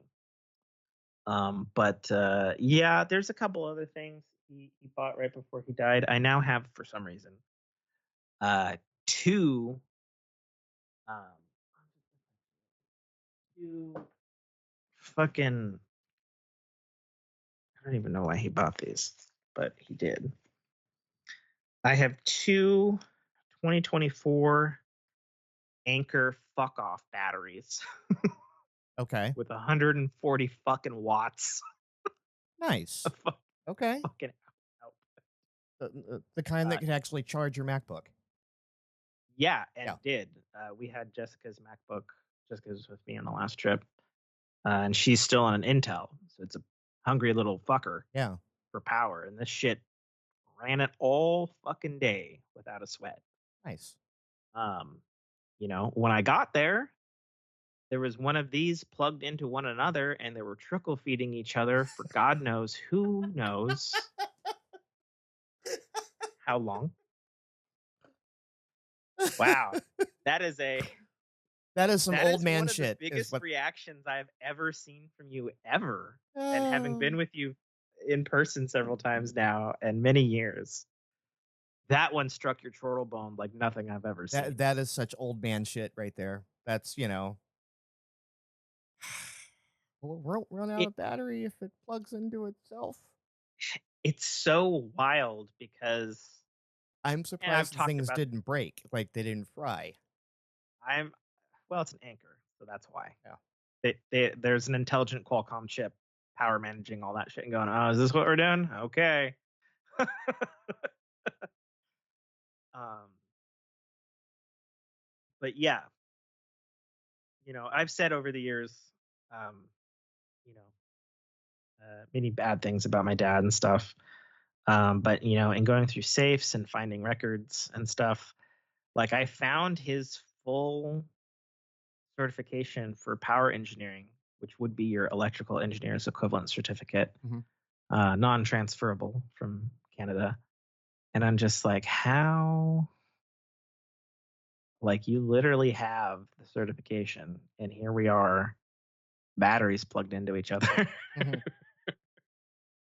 So it's just like, I don't know. It's like one of those things, I guess. Um, so yeah, so it's been a really rough time. Um, I actually had um like my first like full breakdown yesterday afternoon Good. um And I mean that about the whole kindly. thing. Like, good. Well, it was also spurned on by the fact that um I was trying to help my mom with a thing remotely in the afternoon so that she could help me with a thing that I Mhm. needed to be done. Um, and somehow it spiraled into her telling me to go fuck myself. Um, which I think I've spoken many times before. My mom's a very, very blunt person, Mhm. but me and my mom get along. And obviously, this has been a very, very upsetting time because I'm having to help her with things that she hasn't had to deal with in like 40 years, like banking. And for whatever reason, my dad was like, here's the BCU bank for the power bill, and here's the Chase bank for the water bill, and here's this bank for this bill, and this bank for this bill. And it's like, oh my God. Which I can kind of understand, you know, um, from the perspective of like, I'd been there when banks had screwed him over before, either the bank or credit lines or whatever. And from a, like you said, an old man logic of, well, if I only keep the amount that's needed for this bill in this bank, there's no possible way Right. that there's any kind of back or overage charges. So from that logic, it's like, okay, I get it. But like when we started, mom thought there were 3 bank accounts. Then we found 9. I'm fully expecting to find more. Right. um, and since she's out in the Tulies, getting them closed and transferred is an Toolies. ordeal. And it's, yeah, on the Tulies. What? That's boonies for the rest of us. The sticks, Okay. depending on where you're at. I guess Thules is probably Canadian, huh? Yeah. Well, my dad was Canadian, Yes. so yeah, it's just been very challenging, very, very challenging, and none of it's done. And we have to fight the fucking probate thing in this state, which is retarded because typically probate is reserved for when they're inheritors and like siblings and they're like fighting over it and it has to go through probate court. But apparently you have to do probate court in Washington state regardless before you can fucking sell stuff. Yep. Unless it was rolled into like there's ways you can. It's not much different down here if it's not rolled into a living trust or whatnot and specifically documented. It all goes into probate. We're dealing with that now too with grandma. It's like, okay, how did she have things set up? Yeah. You know, there's stocks and bonds that she has that, and because the will as it was originally written was written when both of them were still alive. Yeah. And then when grandfather passed away, a lot of those rights and powers were then entrusted to her, but still in the original language of the original will. So the will that she wrote doesn't supersede the original will, depending on how you. It's a thing. Yeah. So. Yeah, it's just a real messy time. Like I said, my last conversation with my mom yesterday was really rough and led to me, you know, saying a lot of things that I would never expect to say to my own mother. I'd expect to say them to my father, but presently she's blocked on my phone, and I'm not assisting her at this time. We'll see how we feel after the end of the weekend. Son. Yeah. Listen, I've been out there a lot. I'm not judging. I'm joking. It's all part of the process, man. It's fucking rough. Yep. It's fucking rough. There's a reason they've documented the stages of grief, and anger is one of them. Yeah, that's what Jessica was saying. Yep. Well, hell, now you've heard it from two people. So it must be true. What does Grok say? I bet you it's gonna fall somewhere in line with what we're saying. Yeah, maybe. Yeah.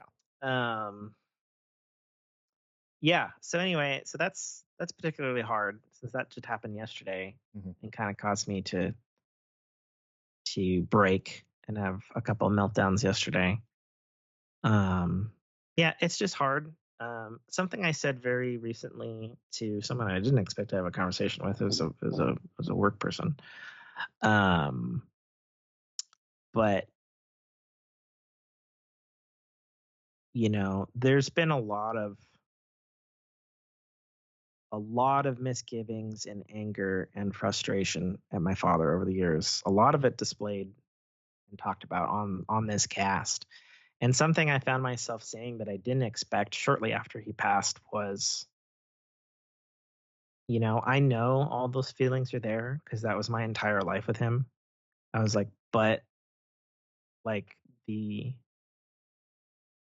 held down anger about it honestly just kind of evaporated, which was not something I anticipated.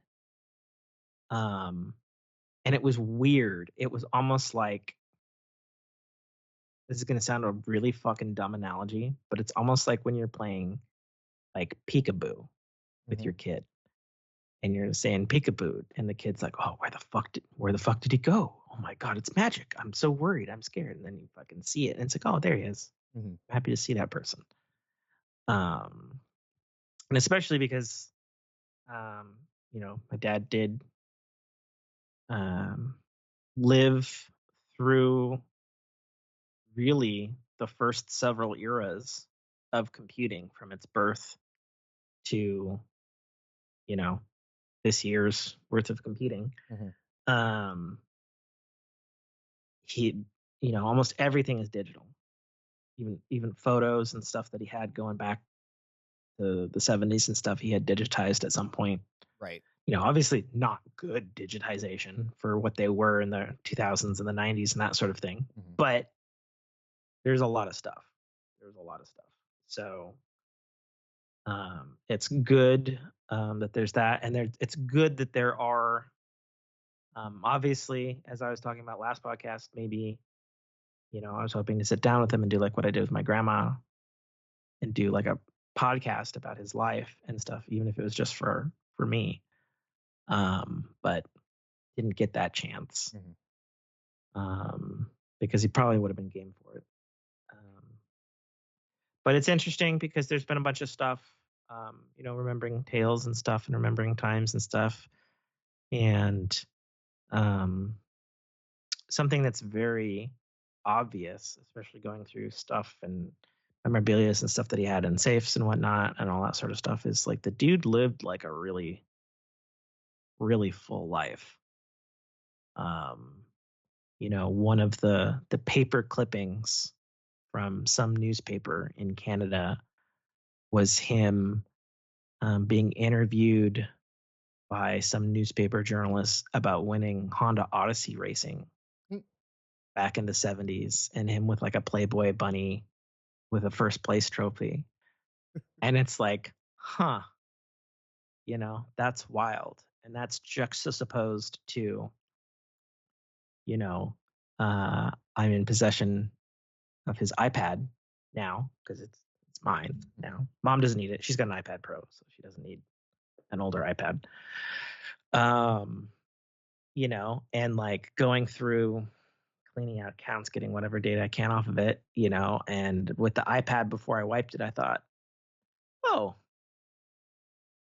well, this was the iPad he had with him when he died. Wonder what websites he was looking at.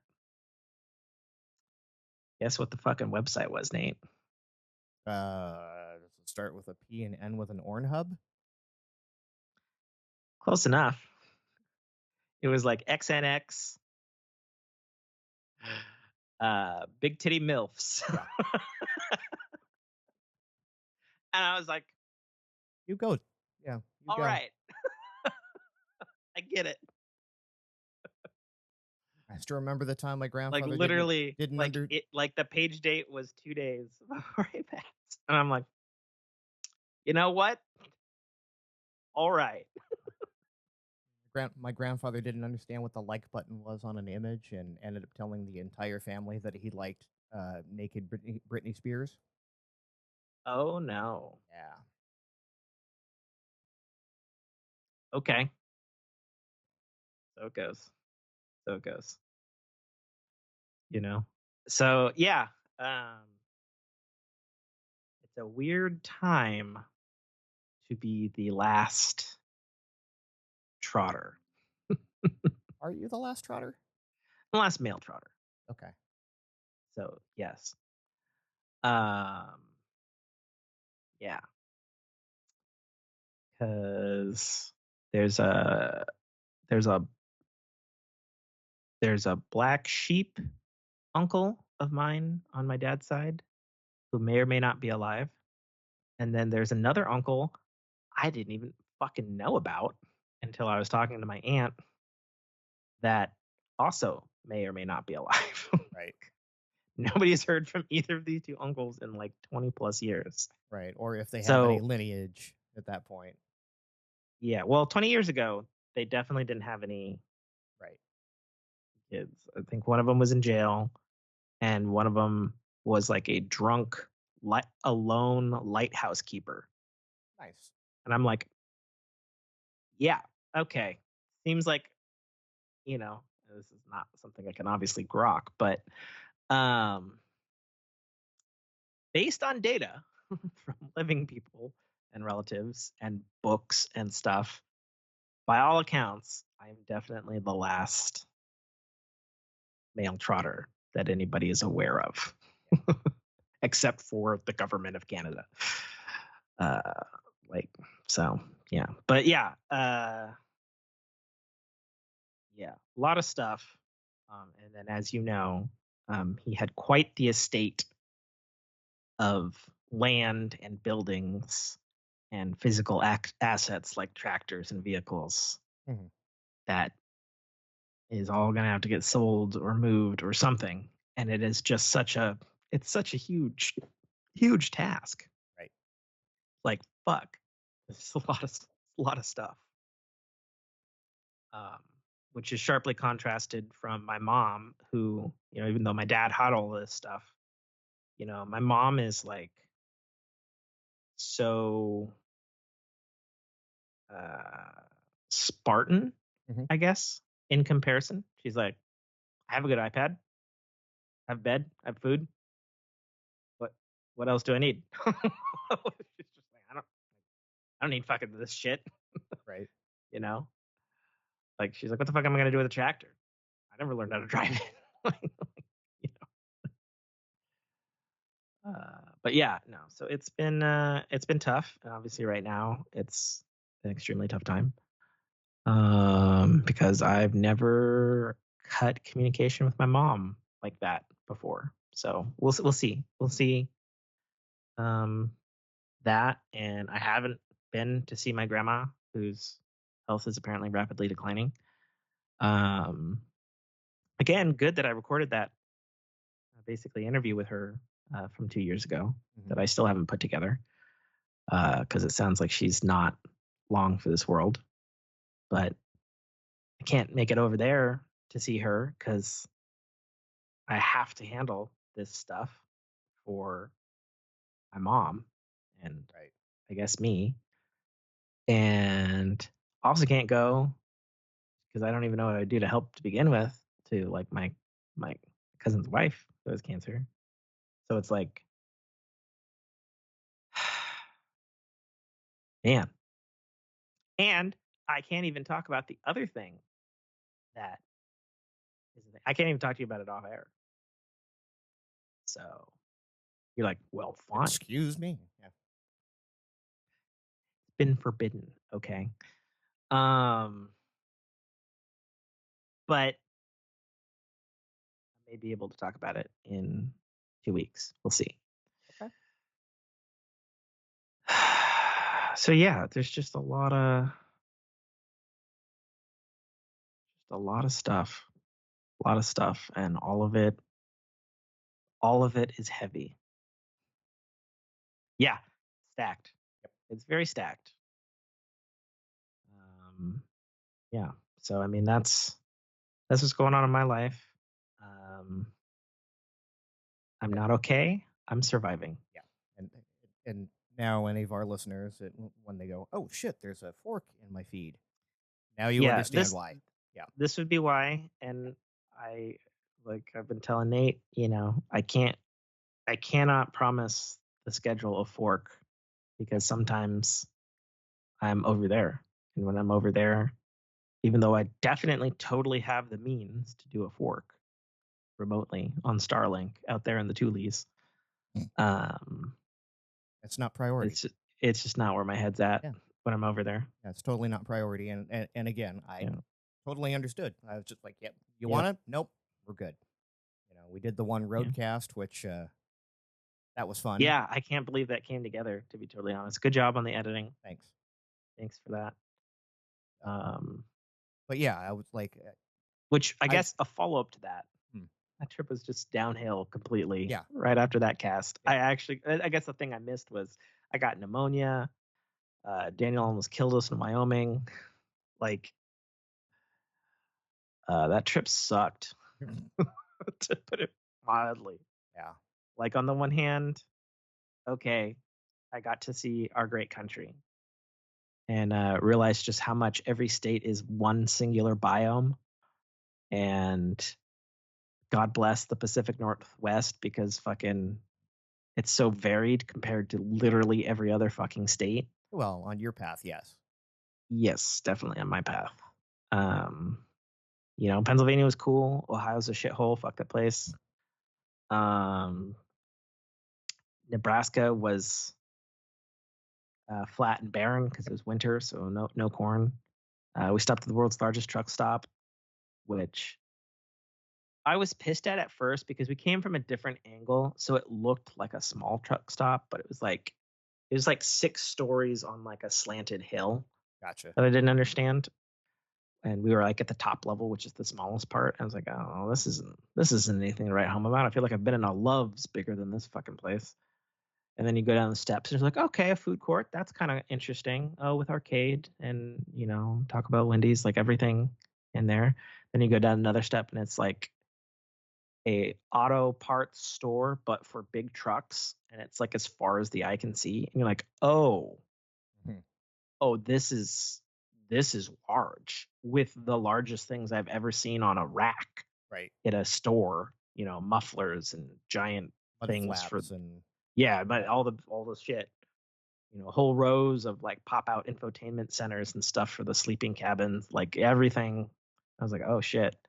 And then on the other side of that, there's the elevator to the movie theater, the chiropractor, the dentist, the doctor, the fucking. I was like, oh the shit, butcher, the baker, balls. the candlestick maker. This Yeah. is okay. This is why this is the largest truck stop in the world, because it is. Yeah, it just happens to have a really weird design, which I would assume, given its location in central Nebraska, probably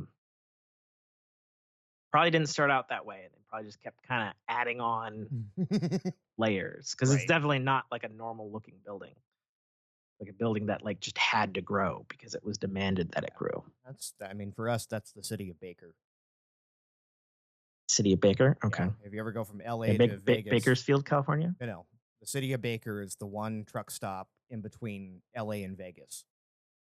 Okay. And it started out as literally a gas station and the world's largest thermometer. Yeah. Okay. And like the city has grown around it as it's become like, oh, we need to put this in here. We need to put this in here. And then now it's like a full-fledged city. Yeah. Okay. So Interesting. Yep. Yeah. So yeah.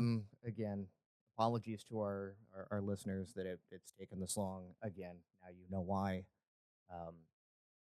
Yeah.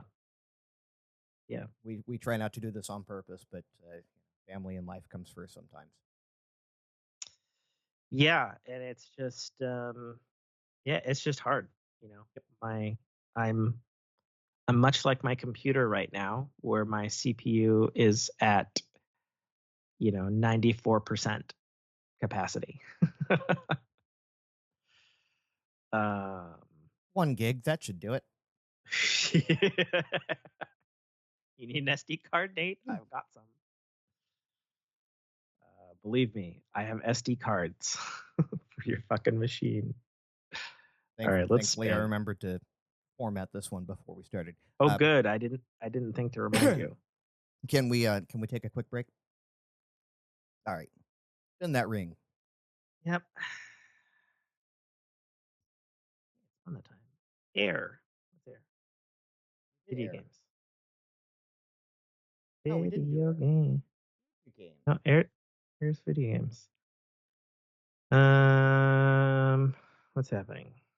Scroll back. State of play. Lots of No Man's Sky updates. When was our last episode? The drive-in. No, but when was that? I'd have to look at the feed. I'm just looking back here. That was probably Switch 2. Switch 2 was the drive. Yes. Okay, so that's Astroneer. Yeah, Switch 2. Astroneer. Okay. So January 19th-ish. Okay. Moving from there, what do we got? Famous musician Pharrell Williams led a Louis Vuitton event with literally Final Fantasy VII One Wing inspired Angel. and officially licensed outfits. Nice. Insane. And One Wing Angel. Like, bruh. Nice. Okay. He knows what's up. Yeah. His biography that was done via Lego absolutely bombed. I haven't seen that. Yeah, it I heard absolutely it's good though. bombed at the office. Yeah, no, it hasn't made money at all. Yeah. So hence they canceled. Apparently there was a part 2 or a remake of it that wasn't supposed to be done in Lego. Some other biopic about him. So I don't know anything about him other than I like his music. Yeah. And he contributed to the Magnificent Six group of musicians who included Hans Zimmer, who did the Amazing Spider-Man 2 score, which is utterly phenomenal. Yeah. Talented musician. Yeah, I don't know much about his life either. I mean, neither. I have no idea. But yeah, go back to No some idea. video game roots there, and he likes his pop culture apparently. Sweet. Sega. I'm only talking about this one specifically because everybody ignores this. Because Sega has renewed its trademark for Skies of Arcadia. Mhm. This is a big deal because for me, Skies of Arcadia is a forgotten JRPG masterpiece that in its day is the only JRPG I ever played that reached the same level of, oh my god, this is fucking amazing, as the original Final Fantasy VII. Right. So much so, I'm one of the few people who's active on the Skies of Arcadia Reddit. It was a Sega Dreamcast title late in its life, created by Sega AM2, which is defunct, or no, Overworks. AM2 is I think it was Overworks, Sega Overworks, which that sub studio of Sega still exists today, but they are known for the Valkyria Chronicles series, which is like the alternate post World War II JRPG, but it's basically like Advanced Wars or Fire Emblem kind of thing. And they've made like, I don't know, they made like a fucking bazillion of those. Not my thing. I've tried them. I think the art style is cool. I think the alt history thing is neat. Not my cup of tea at all. But they made this one-off JRPG an age ago. And then they had basically a director's cut port to the GameCube as Arcadia Legends, which I also own and played, and it's fantastic. And at one point in time, there was actually Sega was going to port Skies of Arcadia to the iPhone. And a lot of people are like, that's wild and crazy. Why would you think that? That's not a thing you can get data on Grok, or maybe you can. That's because the director openly stated that and said that, as people now know, the early GPU for the original iPhones is the GPU that the Dreamcast used. So porting it to that would have been incredibly easy. Right. And they never did it. Or maybe they started to and then, I don't know, whatever. People were like, am I going to play this on a phone that's going to die in 4 hours if I try to run this game? Yeah, that also could have been the case too. Abandoned it and stuff. Because basically, as soon as the iPhone 4 came out, they swapped graphics technologies. Yeah. Which made a lot of old games compatible, which sucks because there's a lot of gems back there. I actually saw a thing on Reddit recently where somebody else's, someone in their life had died, and they acquired a Gen 1 iPad, and it was loaded with all kinds of crazy good old games that you cannot play today. You can't play them because they're like old ARM. You can't play them because, again, Apple swapped GPU technologies. Right. There's still a little bit of Imagination Technologies who created that GPU because Apple acquired them. But, and probably for the best, not unlike how they changed graphic technologies starting with the iPhone 15 to something that can run Assassin's Creed and Cyberpunk and everything else, which was probably a smarter move, but while still maintaining some backwards compatibility. Anyway, I digress. Yeah. Sega's renewed the trademark for Skies of Arcadia. I have begun the internal summoning circle because if there's one JRPG classic that's overlooked that you cannot play in other locations unless you do an emulator of either the Dreamcast or the GameCube, that is one that is prime for a Final Fantasy VII style Right. remake with full voice acting. If you pull up pictures, the game has a very simplistic anime art style. Mm-hmm. There's actually fan dubs of this game that are not bad, I'll say. On PC and stuff like that. And I think there's at least 2 communities of Skies Arcadia fans that are doing unofficial, spiritually inspired by sequels. Mm-hmm. Like one's like Arcadian Skies or something like that, and all that sort of stuff. The gist of the game is it's pirates and underdog puckish rogues against an empire that's trying to control the world, but they're in the sky. Okay. Hence the name Skies of Arcadia. And so everything has this cool anime / pirate aesthetic, but with like sky islands and like weird creatures coming out of cloud seas and stuff, and is a personal thing that I've stated very many times. Anytime you got a floating island or stuff in the sky, I am all about that. And I'm all about that largely because of both Disney's Tailspin did a lot of that stuff, and then Skies of Arcadia. And given that Sega is back doing all of their classics, and Skies of Arcadia, it sold well, both on the GameCube and Dreamcast for its era. Obviously, nothing like numbers today. But they own that IP. They renewed its thing, and they're doing remakes of Taxi. There's a new Ninja. There's a new not Ninja Gaiden. There's a new Ninja Gaiden coming out, but there's also a new. Oh God, what's the ninja? The thing it was in the PlayStation Shinobi? thing. There's new Shinobi coming out. There's a new Crazy Taxi coming. They're working on a new Altered Beast. They're doing like all their hits, because that's one thing that everybody does kind of forget.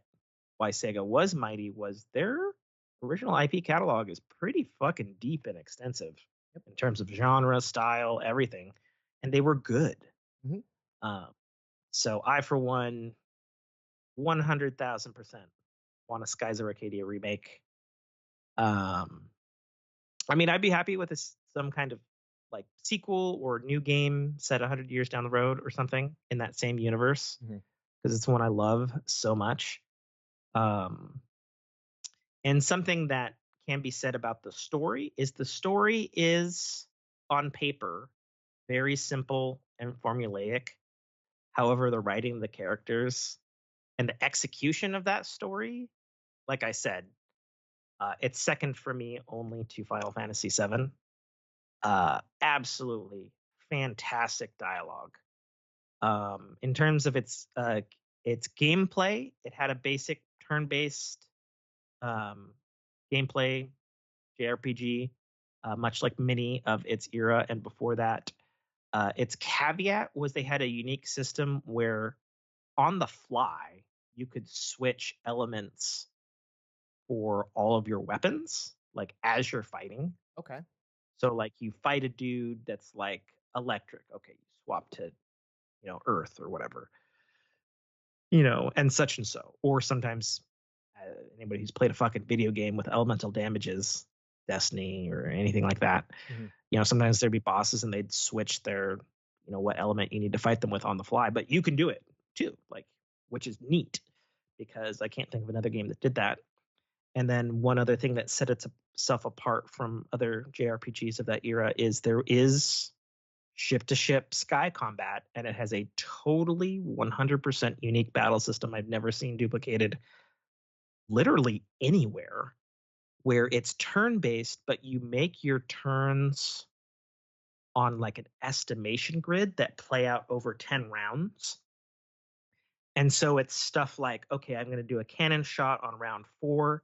It looks like the wind is changing here, so I want to do a course correction on turn 6 to have the winds favor me. To, okay, it looks like maybe they're going to do like some kind of like move on me on like turn 8, so I'm going to do like my guard or my shields up action on that turn, and then you watch it play out. Like, nice. Okay. It happens. It's like, oh, that's sick. And then you'll do it and like, ooh, I made so many bad moves. I'm on fire. This is bad. but it was totally different because like I can't think of any other game where it's like, okay, you do like 10 moves Right. in advance, and then watch it unfold. Very, very cool system. Definitely a highlight for that game.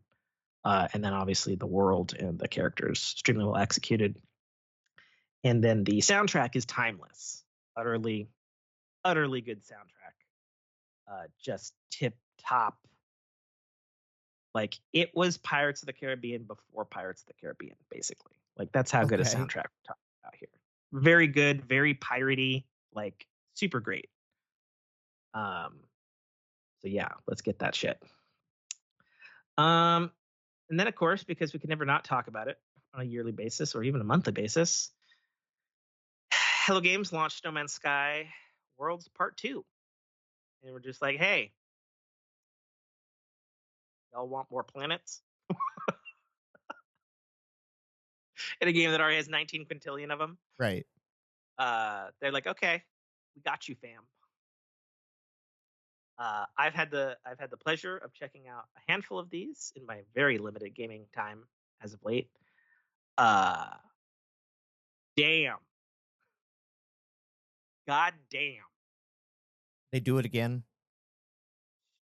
This is honestly like it's one of the like they've added, obviously we talked about this over the years. They've added fucking everything to this game.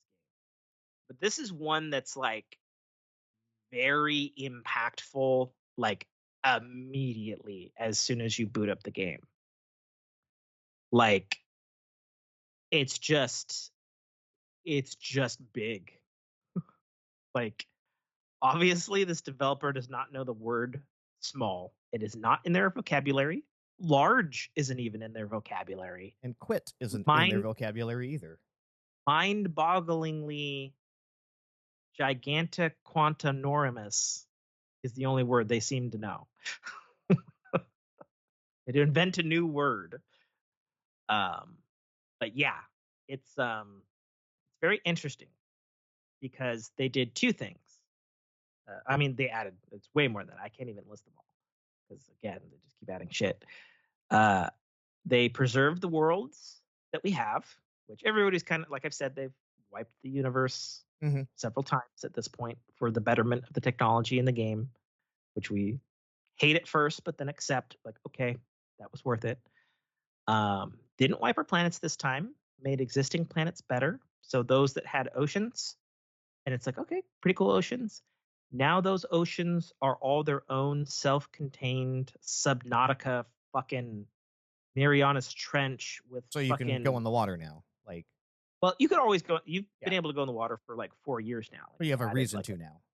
They had like a well, again, I'm getting to it. Like they added huge oceans before, but now they like maxed out their fucking oceans with like giant sea creatures and stuff, like extreme depths. So it's like the oceans that are there in your worlds are still there, but if you keep going, suddenly a good majority of them are like way deeper, like way fucking deeper than they used to be. They added, they had a water simulation that's like really good, like not quite Sea of Thieves good, but very very good. Maybe like top 5. They added that on Worlds Part 1. And then this is like the other half of that. So now the waves are not only realistic sim, but everything you do interacts with that. There's a really good example of when you do a low flyby with your ship and the waves are reacting realistically to like the push and pull of your fucking you're leaving a wake rocket, and it's like, oh, that's pretty sick. And people have these like wake compilation videos of you like spinning this wake, then hitting like a high fucking wave and like bursting through it, and it's like, well, now you guys are just fucking showing off at this point because you're like, yeah, this is fucking cool. Is it add anything to the gameplay? No. Is it cool as shit? Yes. Like, and now they have like tsunamis and shit now, and I'm like, what? And like people showed some examples of like their bases and stuff like getting flooded or like getting hit with water and stuff, and I'm like, what the fuck, guys? So all those people What the that thought, fuck? I'll just build next to the lake or next to the water for aesthetics or resources are now Yeah. reconsidering that. Yeah, and then especially for longtime players, again, like I said at the start of this, they added planets. So this wouldn't be the first time that they've added planets. The way No Man's Sky general makeup was, especially in the beginning, was you had star systems, and they were classed by a color, Hmm.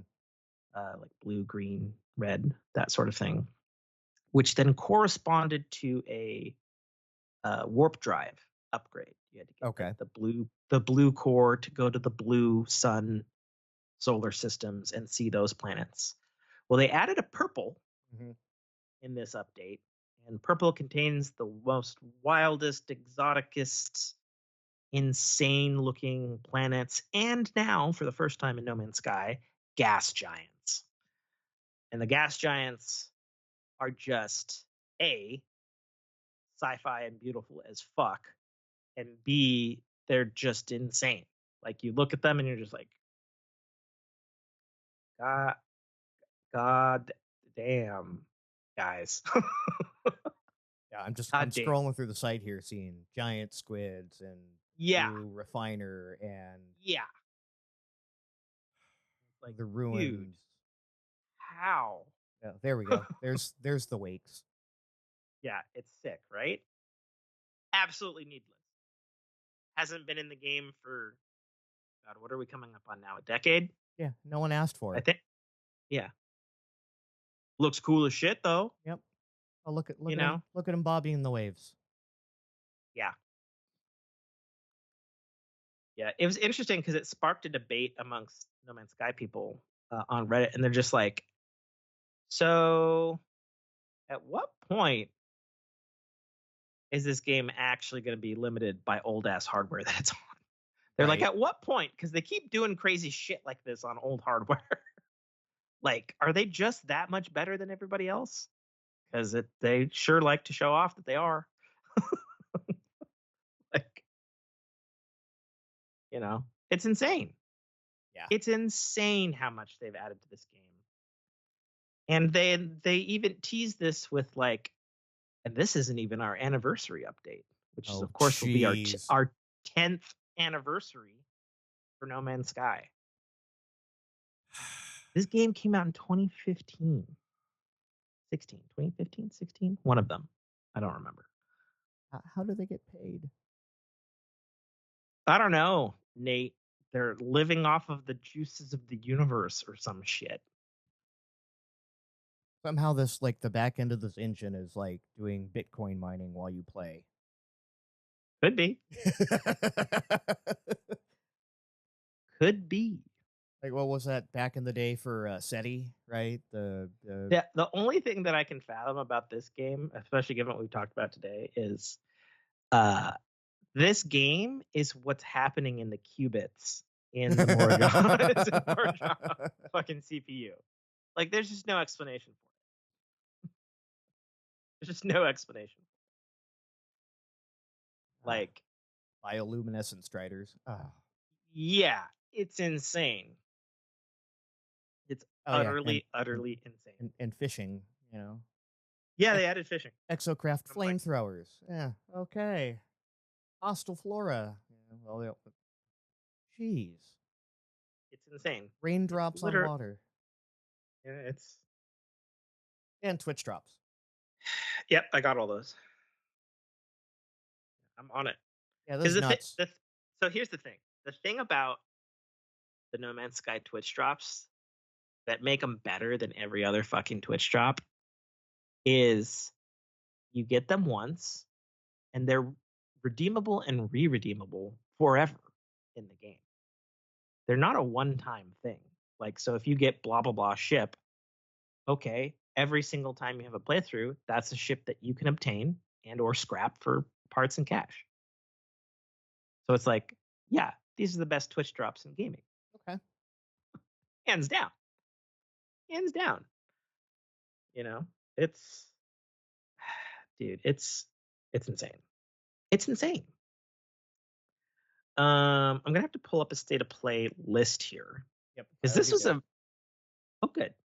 You got it then? Yep. Good. You can do the list. So this state of play was apparently very controversial because me and old co-creator of the show Dame are apparently the two people on the planet that's like, dude, that state of play was dope. Everybody else is like, fuck you, PlayStation. That was the worst state of play ever, and you wasted my hour or 45 minutes or whatever it was. Because there's a longer state of play. Mm-hmm. Why don't you list them off, Nate? I'm Starting, assuming you didn't watch it since it's PlayStation. I did not. I usually do. It was one of those I forgot. Like, oh, I it's got you. on, and Oh, shit. I did too. Yeah. Borderlands I was 4, mid. which I believe was already announced at the It was. VGAs. They so, showed gameplay, and the release date's like in May. September 23rd. I'm wrong. I'm on the PlayStation site. Didn't go to like Good. IGN. So yeah, September 23rd. Sweet. Okay. Darwin's Paradox. I think that one looked cool. I don't Puzzle, remember. puzzle platformer releasing 2025. Take on the role of Darwin, an octopus snatched from the sea. And Oh yeah, that one looks sick. Actually, you're Yeah. like an octopus, but an alien invasion is happening. But it's like kind of inside or limbo-y. It Yeah. looks good, actually. it's kind of looks like a little cartoony. So fun. Yep. Dave the Diver, Ichiban's Holiday. Everyone was waiting for that. Apparently. April. That one's in April Okay. on PS5 and PS4. Days Gone remaster. Interesting. Very interesting, given that the game apparently sold well, Mm-hmm. but internally Sony hates it, Mm-hmm. and it didn't do well critically. But they're putting it out on April 25th with Yep. new graphics, new audio, and A couple new modes too. DualSense. Yeah. Yep. Survival arcade mode and Horde Assault, permadeath mode, and more. Yeah. I think what's not known, because I know this was one of the few internal PlayStation games that ran on Unreal Engine 4. I don't know if it's doing a modified Unreal Engine 4 or if they just slapdash upgraded it to 5. Yeah, and I don't think it says either. And It's hard to say. Yeah. PS4 and PC versions can upgrade for $10. Which is fine. And actually more enticing to me for someone who never played it. Right. But heard about how it's oh god, what's the motorcycle TV show everybody liked? Motors like Chips. No. It's like a rough edge one. Nighthawk. No, a recent one. Sons of Anarchy. Yeah, everybody Okay. said it was Sons of Anarchy meets The Walking Dead, Gotcha. All those are but basically in the like a same way two that shows. actually Yeah. is good. Okay. And takes place in Oregon, which is also where the studio is. Okay. Like beautiful Pacific Northwest vistas and like a big map because you do drive on a motorcycle on it. I don't know. Maybe they're bucking for a series out of it by revitalizing this. I know they wanted to do a sequel, but that was one that was very vocal, where the director was like, "Fuck you, Sony. Fuck you. I'm out. Fuck you all. Fuck you guys for putting us on a game that my team didn't want to do," and like all kinds of stuff. Sure. We'll get a new director. After Days Gone. Yeah. Because it was revealed that they were working on some live service game that was canceled recently. So anyway, that's cool. I'm interested in it for $10. Sure. Mm-hmm. Digimon Time Stranger. So I watched this trailer and it's got this like crazy cool hook, and I was like, oh my god, I don't know what this game is, but this game looks sick as fuck. And then it turned out to be a Digimon thing. Mhm. And for the record, I grew up with Digimon and like the original OG Digimon. And I was like, you had me at the game, but now it's also a Digimon game and it looks like this. Mhm. This actually looks kind of fucking dope, guys. What are you guys smoking? This looks fucking cool as shit. What the hell? Like, I literally watched other live streamers react to that and be like, dude, this game looks sick as fuck. They're like, holy fuck, it's a Digimon game? Right. What? And unfortunately, I don't know anything about Digimon, so and I'm not a JRPG fan, so like nothing about That's this fair. speaks to me. Like, looks That's cool. fair. I'm glad you enjoy it. Yeah. Like, it's Yeah. a Looks cool. double checkbox for you. Looks very cool. Directive 8020.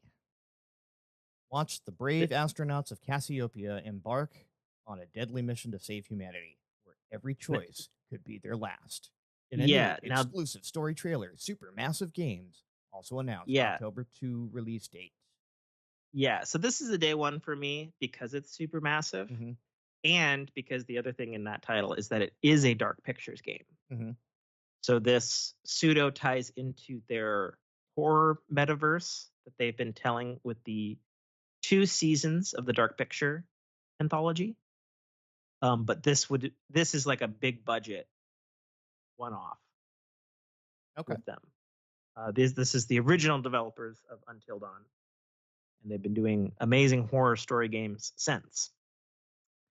And it's this, and it's sci-fi. Right.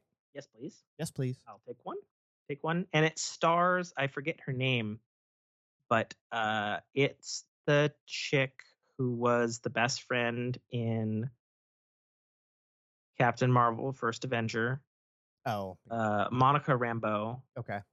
whose daughter becomes the phasing chick from WandaVision, who is in the Marvels. It's that actress is the lead in that thing, and it looks to be Alien meets the Thing in space. Right. Yeah, and I'm like, okay, tropey, but I'm here for it, so I'm down. Yeah, why not? Like, again, if it checks all the buttons, checks all the boxes, and this is also, this isn't PlayStation 5, Windows, and Xbox, October 2nd. Yeah. Trying to see. Danny Sapani, or Sapani, or oh, that's the captain. Lashana Lynch. Oh, the actress. Yeah. I got you. Yeah, that chick. Okay.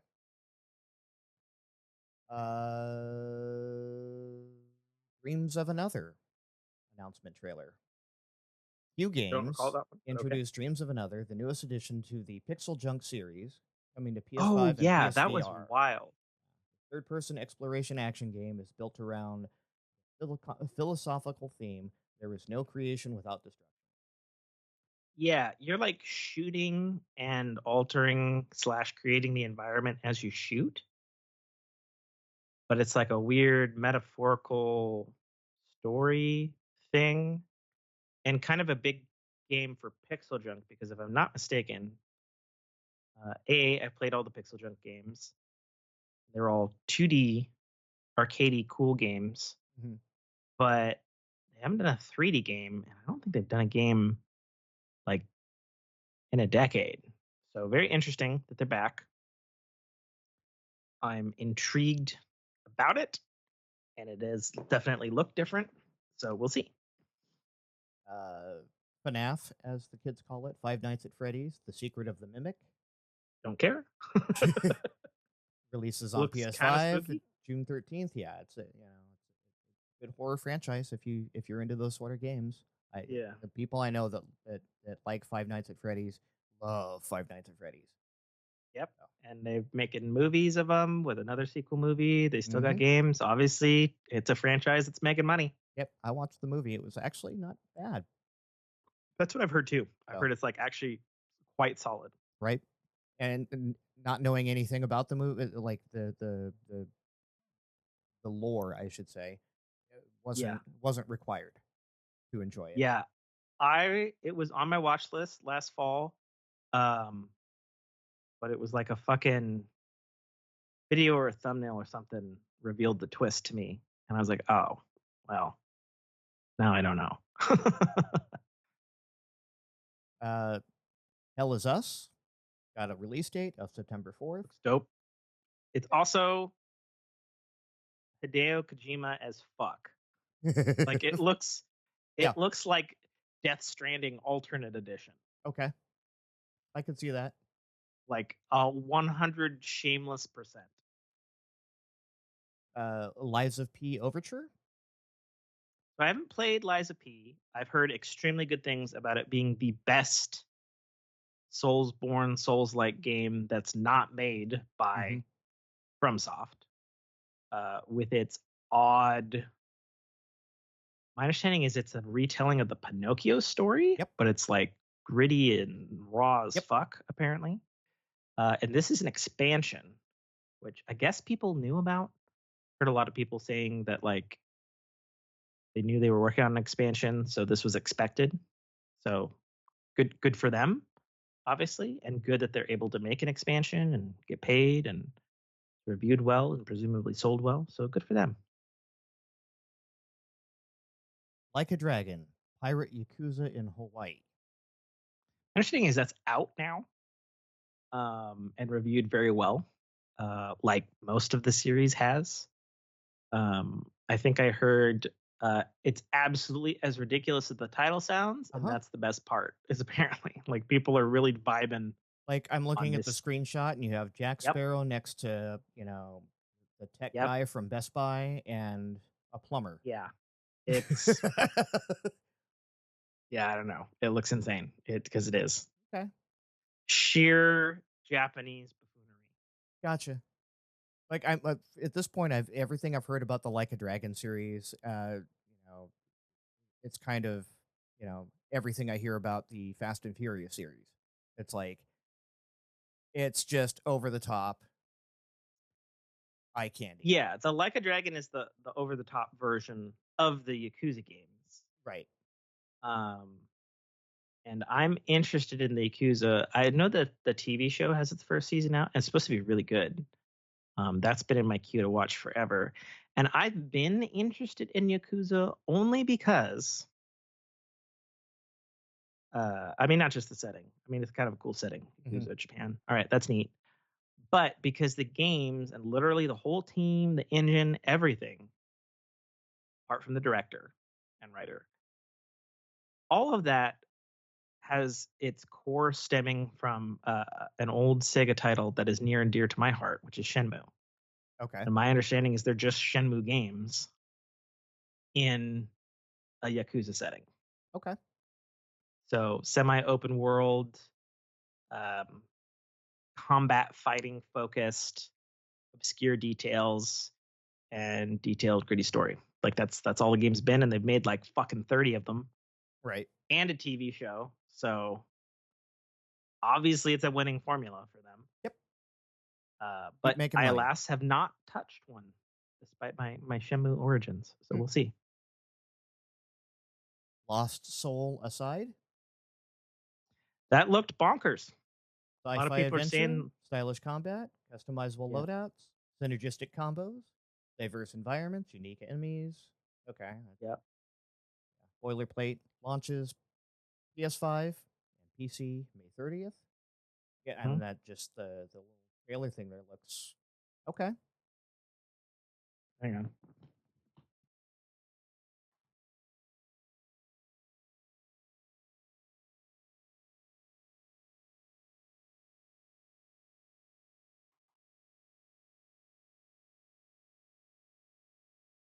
Yeah, at least it's not the dogs barking this time.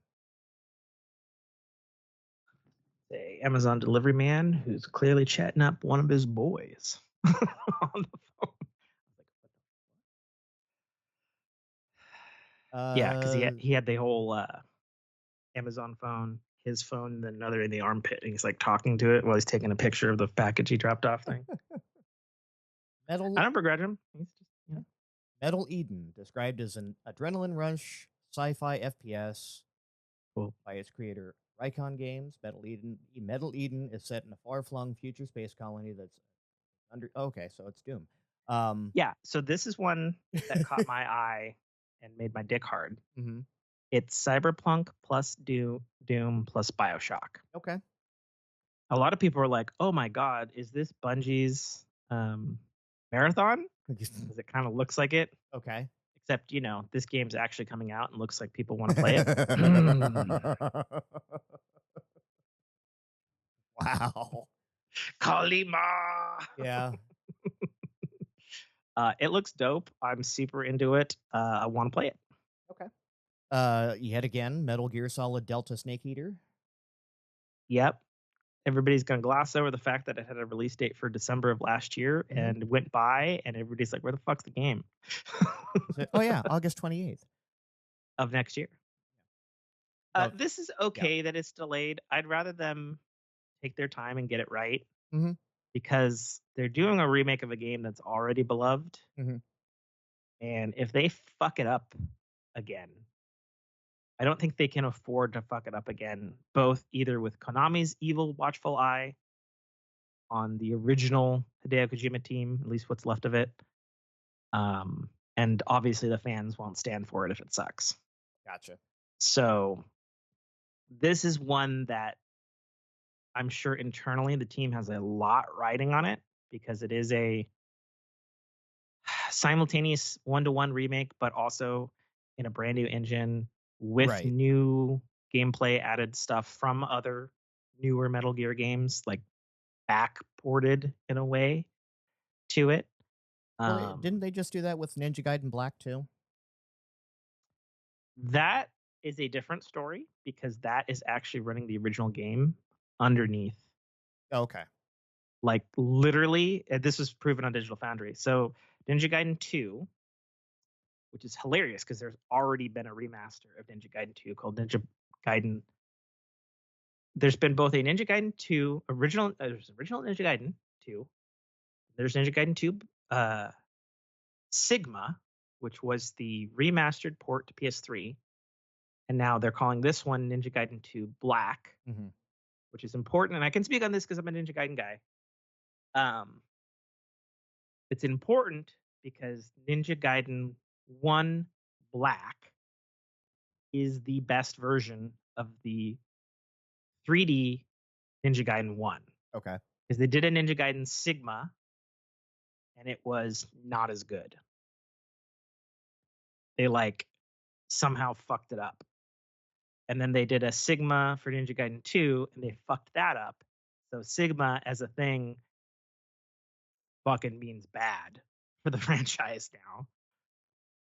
And then since Ninja Gaiden 3, Razor's Edge, didn't do well, they're probably not touching that one. But Ninja Gaiden 2 was a good game, but was like too hard. So them doing a black of this one is interesting. And Digital Foundry found out that, oh, if you remove the graphics API of Unreal Engine 5, it is literally running the 360 code with the original engine underneath, with the assets actually just turned off. Nice. Okay. So they're doing one-to-one translations to the assets and then really only kind of really sprucing things up in the cutscenes with more UE5 stuff. Gotcha. I thought they had some more control scheme stuff that was of modern. My understanding there is, but it's also like a hybrid of it's like you remember with some quality of life stuff. Okay. But my understanding is that it's actually really good and deserving of the name Black. Yeah, I can download that on Game Pass. I've been tempted to. Yeah, I think I have it downloaded. I haven't jumped into it mostly because it's funny. You know, we get caught up in all this talk about Souls-like and FromSoft games being hard, but yeah, they don't got nothing on Team Ninja. Yeah. And the original Ninja Gaiden, especially Ninja Gaiden 2, like these actually kind of were those before Demon Souls. Like they are unforgiving as fuck. In fact, I remember throwing my 360 controller across the room on like boss 1 or 2 when I played Ninja Gaiden 2, and I'm like, what the fuck? I have beat Ninja Gaiden Black on like hardcore Ninja Master difficulty. Yeah, what the fuck? I always knew what game my roommate was playing when I'd heard when I would hear random expletives being shouted from the other room. Yeah, they're probably like, fuck. Yep. Like that? Exactly like that, you know? Were we talking about that? Oh, you're talking about Metal Gear Solid 3 Delta. Yeah. No, Delta is the only thing that's original from the original game, other than the fact that it is a one-to-one remake, like they're using same environments with expansion, is the dialogue. is the exact recorded dialogue from the original game. Okay. It is not new recorded dialogue. It's not even new recorded music. It's the same music. So what is new is the entire gameplay experience. They're just doing it. Like I think of it this way: it's the kind of remake that the Resident Evil 2, 3, 4, or the recent Dead Space is. It is totally a new engine, but they're going for a almost identical experience. Okay. Like that's what kind of remake it is. So that's why it being delayed, they're taking their time with it is important, because I think if they fuck it up, that team is definitely going to get fired from Konami. Because what the fuck else have they been working on since Metal Gear Right. Solid? You know, All right. nothing. Next My up, understanding is pachinko machines. next up is Mind's Eye with a backwards E. Yeah, so this is interesting because when you look at it, it's kind of generic. Mhm. But then you realize who's involved with it. And you're like, oh, wait a minute. This might actually be dope.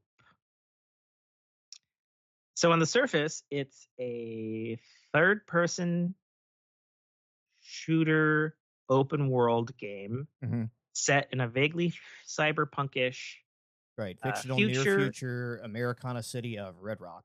Yes, centered around enhanced soldiers and AI, and governments taking them over for to wage wars. Okay.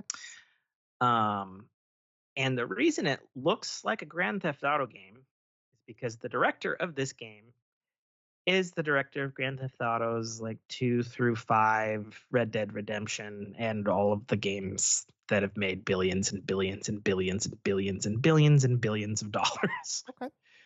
But it's a new team, presumably with some talent that came with him. And it was weird because in the PlayStation thing, like he came up and I'm like, they're naming him. They're showing this guy. I don't know who the fuck he is. And then I had to Google, and you look at his credits, and it's like game director, game director, game director, like Rockstar Games, Rockstar Games, Rockstar Games, Rockstar Games, and it's like, oh, this is the this would be like if you, I don't know what a movie comparison would be necessarily, but it's like, oh, okay, this guy probably knows how to direct a game, Right. kind of thing. So I'm interested in that. It's coming out. When is it? Summer. Summer. Yeah. Summer. Cool. Good enough. Sure. In less than a week, Monster Hunter Wilds, highly anticipated.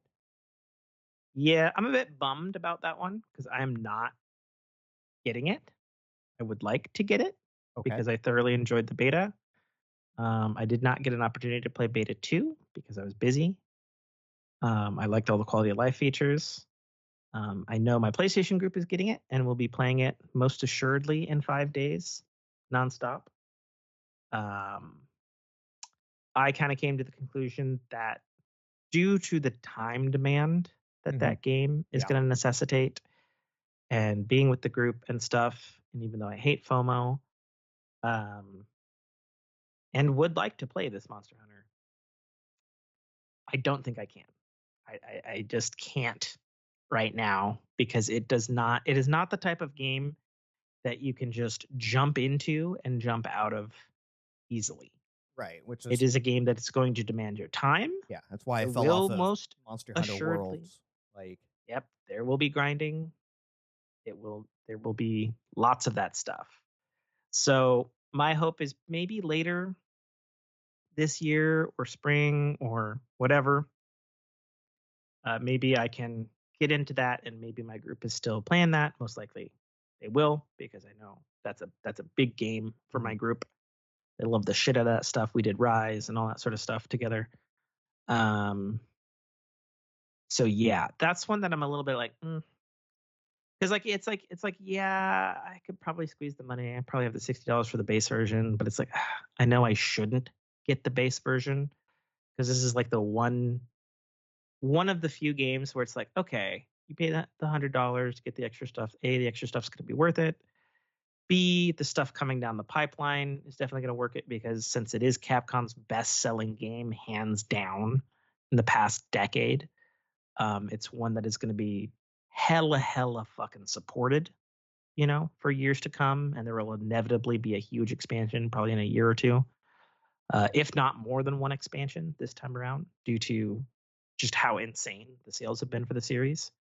So I'm hoping that, like, I'm gonna miss the train leaving the station on its arrival, and I'm hoping once it's made its revolution or a couple pit stops, maybe I can get on, Right. and there's still friends that will pick me up and probably And again, that's one of those power me games that through the things. sometimes waiting a year is the right thing to do because Well, all and the I know bugs will be ironed out. And I know they've been really whacking away at the network problems Mhm. that they've had with the betas, um, which is fine. Um, but yeah, it's and for all we know, it would be bad for Capcom. It could have a disastrous launch and it's not even playable for the first week. The servers fucking break. Right. Who knows what's going to happen? Right. Because I get the vibe, especially from the betas, even though the betas were very playable and mostly able to get into a lobby with, is that it is a big step because it is a much more online version of Monster Hunter than ever before. Because there are player lobbies of 32, 64, something like that. So it is Substantial. almost quasi MMO. Yeah. So we'll see. But I'm sure, given the financial incentive for that team to do well, I'm sure the full might of Capcom is behind that game. Sure. Like, we're probably talking like a 2,000 man team. Yeah. I would imagine. But yeah, it's out in 5 days. A lot of people are going to be getting it. PC, Xbox, PlayStation, and crossplay, if I'm not mistaken. Mm-hmm. Crossplay, cross save? Yes, I believe so. I believe so. Yeah. Cool. What else? Onimusha got kind of its own little Ninja Gaiden style release. Onimusha Way of the Sword Yeah. coming out in Yeah. 26, but in the meantime, we're going to give you Yeah. Onimusha 2 Samurai's Destiny, which is a remake, which Very weird. You're getting Onimusha 2 before 1. well, Like, yeah. I'm very confused Or about is that. it or is Onimusha just taking the numbers off of it and just going with names at this point? Was there a previous Onimusha one? There's 4 Okay. Omnimushas Okay. before this new Omnimusha. Yeah. So they're just taking the numbers off of it. And it's now Onimusha, the series, Way of the Sword. Yeah, a lot of people are fine with that because Yeah. they're like, yeah, you don't need the legacy of the numbered titles, Right. even though there's like 4 of them. And my understanding from Onimusha people is, in the timeline, this takes place way before the 4 games. Okay, so it's like a prequel. Yeah, Yeah. that's my understanding. At that point, calling it I 5 would make 0 sense. Yeah. I played the first Omnimusha. I don't remember shit about it other than killing demon Japanese things in a room, Yeah. and floating soul things that are like your currency. That's all I remember of that game. Yep.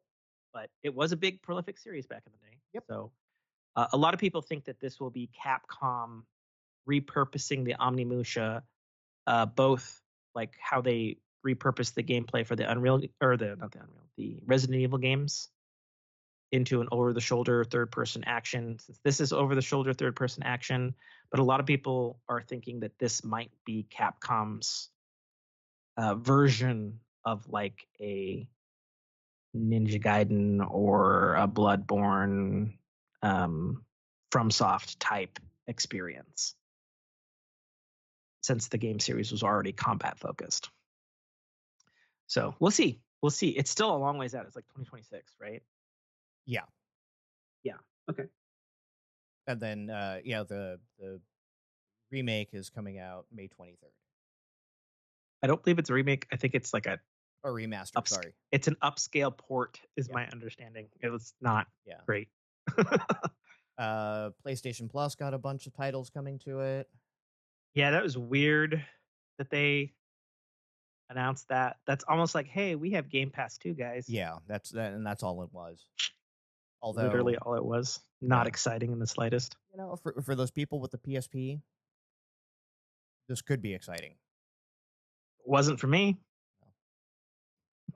Could be, because now you actually have games you can play. More They've games had you can PSP play. games No, already. sorry, the Vita, not the Vita. What's the stupid handheld? Both. Okay. You're right. PSP. Yeah. So here's how it works out in your brain, layman's game terms. PSP1, PSP2 equals Vita. Okay. And then PSP3 is what is the new one? The Portal. Not a thing. The Portal. Nope, that's not a PSP. Oh, okay. PlayStation Portal. Because remember, what games can you play on it without your PlayStation? Well, they changed that. I know, and we talked about it. So, and that's But what again, what games can you play on it without your PlayStation, without an internet connection? well, they just gave None. you more in your catalog. But you can't play it offline, Nate. Yep. So therefore, it is not a PlayStation Portable It or a needs- Vita. Okay. It needs a Wi-Fi connection. All right. Yep. It's still portable. Your Wii is not. Is it though? Yeah. You can take it with you. I can take my PS5 with me too. Sure. That But big you enough could take backpack. you could take your PlayStation Portal to a Starbucks and use their Wi-Fi, and it's still portable. I don't know how good your Starbucks' Wi-Fi is, but my Starbucks Wi-Fi is, and I'm in the land of Starbucks Wi-Fi's. Our Wi-Fi suck ass here. Anywho, yes, for Next title. those people that have a Portal have a few more games they might be able to play. God, you're talking like someone who secretly has a PlayStation Portable and loves it. Do you have one, Nate? No, my brother-in-law does, and I laugh because he got it before he actually didn't. Before you didn't need a PS5. That's And he's like, hilarious. yeah. And my sister's like, yeah. I'm like, did you get him a PS5? She goes, no, we don't need one. I'm like, Yep. You're like, you sure about that? yeah. Sorrows, a House Marquee announced title. For This, PS5 2026. yeah. Sad about the 2026. That's, bruh, why? But I am beyond tickled pink about this game. Okay. Saros is a spiritual successor to their previous game, Returnal, Okay. which I've talked about ad nauseum because I slept on that game. That game is like literally one of my favorite PS5 games because the game itself is so fucking good. Okay. And they literally said right after the trailer, this is a spiritual sequel to Returnal. It's going to be a roguelike. It's going to have procedural generated stages. There will be bullets. There will be upgrades. You will die and restart a lot. And I'm just like, I am here for it. Take my money now, please. And then they're like 2026. And I was like, fine, take my money in 2026. So yeah, I'm super excited. Looks to have a different sci-fi aesthetic than Returnal. Returnal's was weird alien planet, unique designs, mysterious stuff. This has a protagonist that looks like he's like a hardcore. A lot of people thought he was a hell diver, actually. Okay. In the trailer, like a hardcore military person, played by Raul. I don't know how to pronounce his last name. Yeah. He was the ME in iZombie. Good for him. Okay. He was also recently in Midnight Mass, I believe. Okay. Which I haven't seen, but I hear he was prolific in that one. And you're on some Red Sands sci-fi planet with a imploding star. And then there's some creatures coming out of the water, including one, and it looks to be like almost Hindi inspired with like multi arms and like that kind of imagery. So like Hindi sci-fi. At least that's what they showed in the trailer. I can't speak for the whole rest of the game being like that. But given that they said it's a spiritual sequel to Returnal, and it's not just called Returnal 2 or Returnal Sorrows as the name. Right. I wouldn't be surprised if it is actually, actually, like a sequel to Returnal, but it's taking place on a different time and place and planet. And like we discover that like when we play the game, you know? Fair. So I would not be surprised because Returnal, when it was made, um, Housemarque was not owned by Sony, and Returnal did well enough for Sony that Sony's like, all right, we need to buy these guys. Which was fine because they've only done PlayStation exclusives forever. Right. So it's already like basically match made in heaven. But yeah, no, I'm personally could not be more excited about that. I love the music in the trailer, which is presumably from the score. Score was done by a combination of. God, I'm doing a blank right now. It was I feel like such a dick sometimes when I like remember things that they did, but I don't remember names. It was the original composer from the first Gears of War, who also did all the original Unreal and Unreal Tournament games. Okay. And then it was, I think, Bobby Killick, who also, he's done a bunch of stuff. He did the other 3 seasons of Snowpiercer TV show. Okay. He's very good as well. And the score, and they did the score for Returnal together.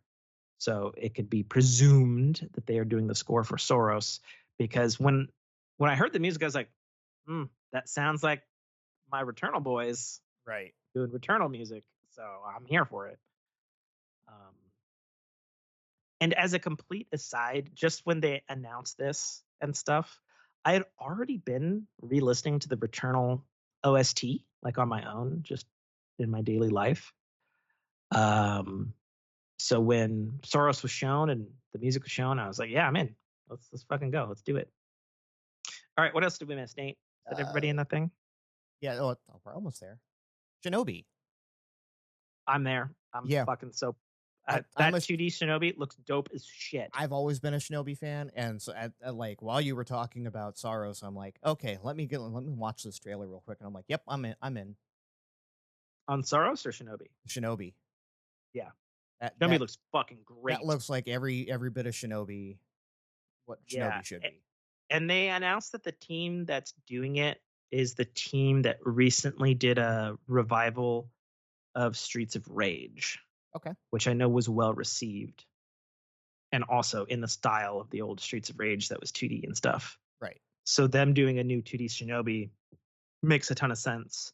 The thing that's up in the air that I know some fans are questioning is it going to be level based like original Shinobi, or what fans of Shinobi are actually saying, or they're like, or are they turning it into a fucking Metroidvania?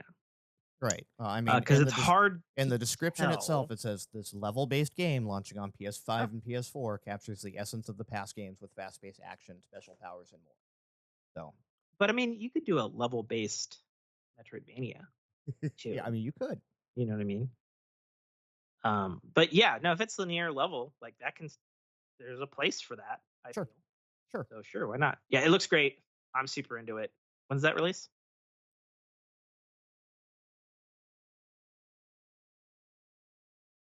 August 29th. Sweet. I'm there. Let's go. Sonic Racing Crossworlds, moving on. Split Fiction. Hey. What? Just because you've had your fill of Sonic recently. So, well, that, and I didn't want to, like, we're at 2 hours and 51 minutes. I didn't want to waste, 35 minutes of gushing on Sonic. Yeah, well, I'm sure we'll get to Sonic and Entertainment. I've not played any of the Sonic Racing games. Okay. My understanding is there's 2 great console games and a mobile one that's pretty good. Okay.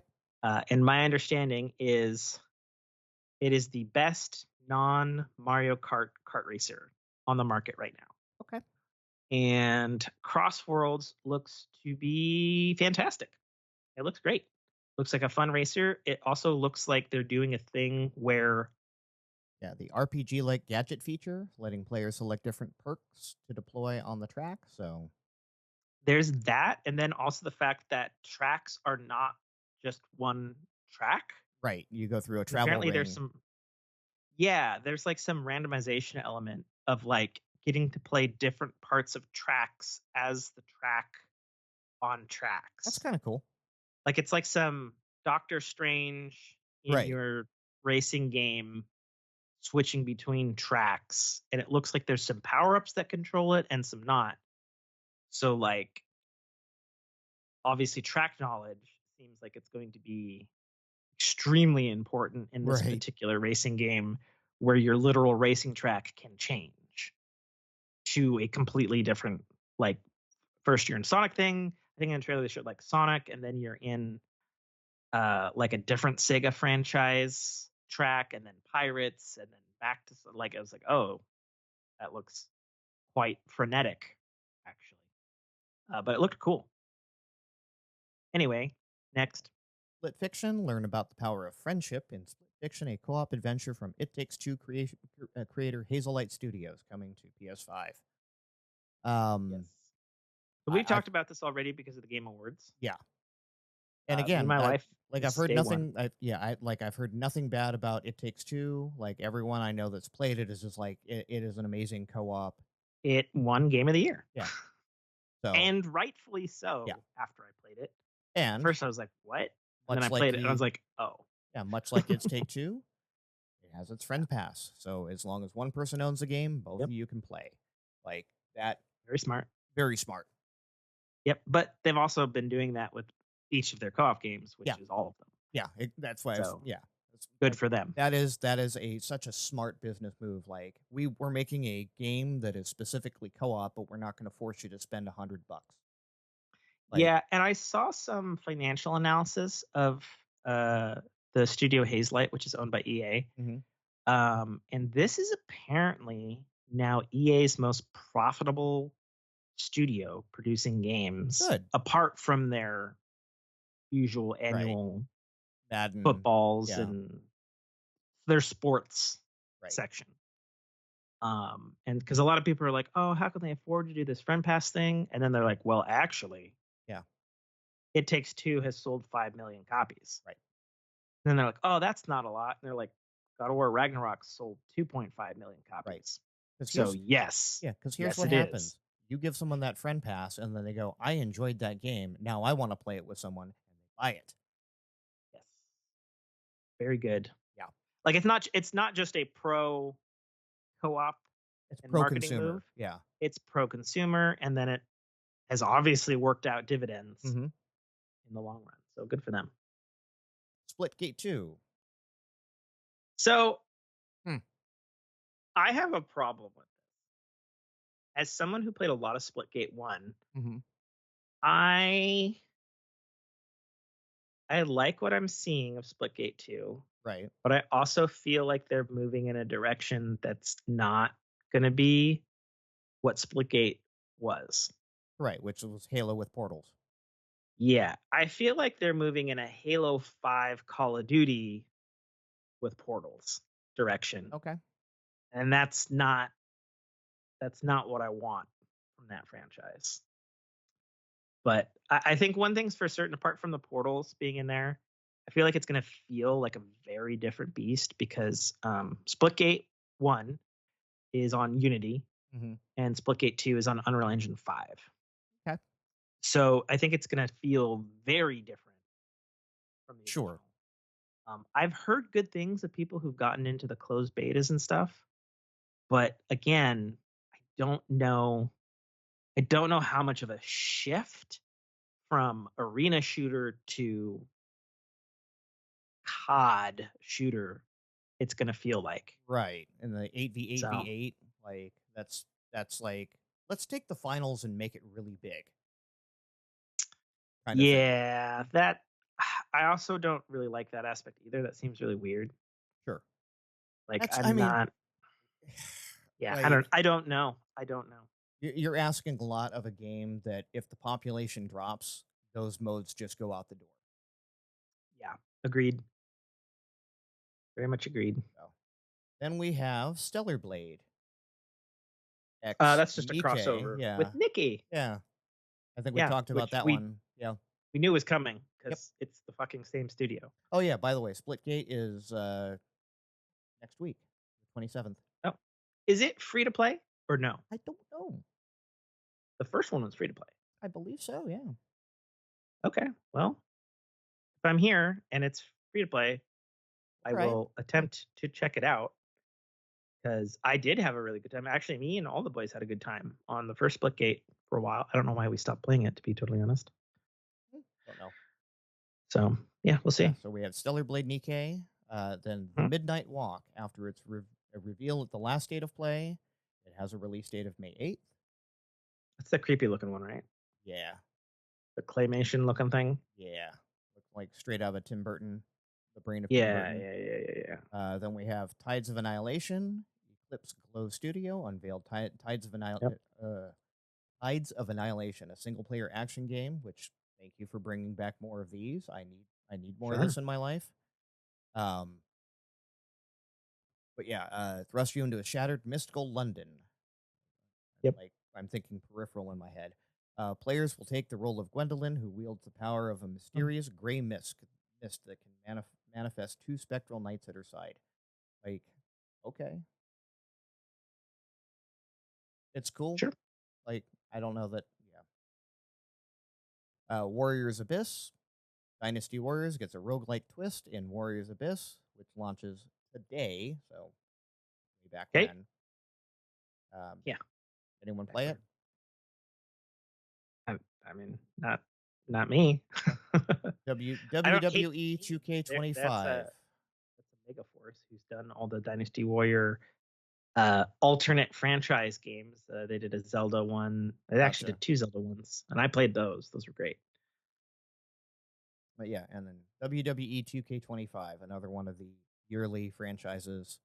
Yeah, but they're doing some weird MMO lobby user created thingy. Yeah, with it. welcome to the island. So, Very weird name, I think. oh, Maybe that means more for wrestling people. I don't know. yeah, it probably does. Yeah. So, and that is it from the state of play. Yeah. So I mean, based on that, like I don't understand why Well, Sony fans are mad at that state of play. Like what I there's a think lot there. there is a lot, but how much of this is Sony exclusive? Exactly one title.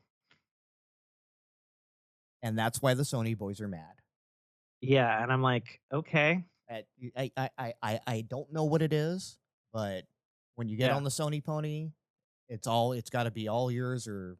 It's very weird. So. I honestly thought the reaction to this was so utterly strange to me. Yeah.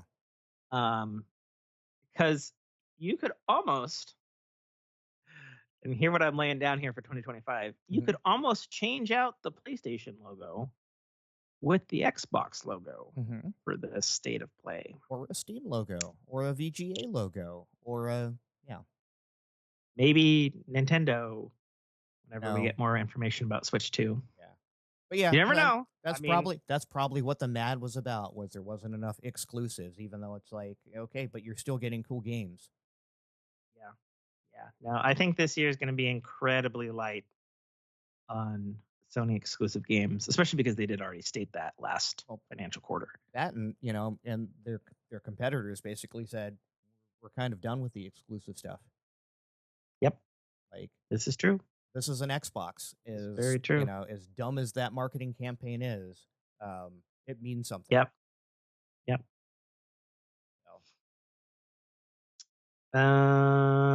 Marvel Rivals.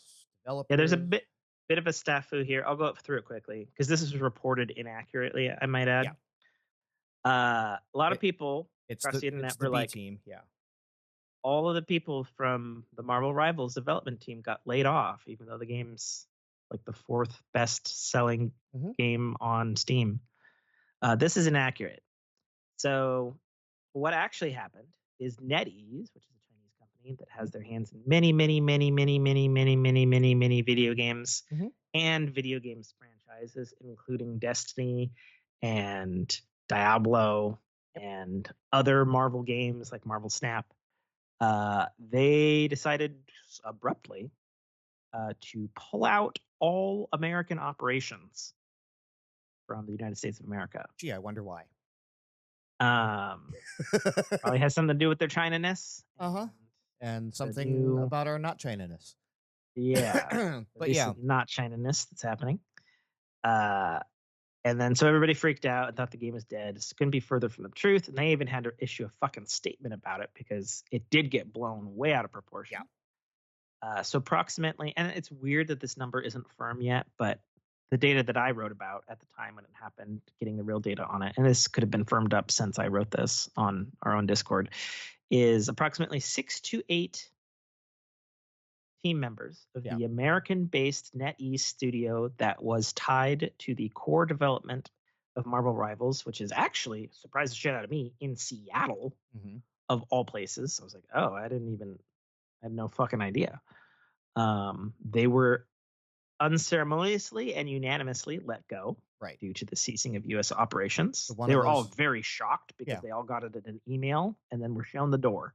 yeah. One of those was Like, the game director, and it's like, okay, yep. Yeah. So to specifically state the actual roles that got let go, it was the video game director, the lead video game designer, and a team of core gameplay designers. Mhm. To which NetEase then had to issue a statement a couple days later that stated basically, our new game director is well suited to the task. He's taking over.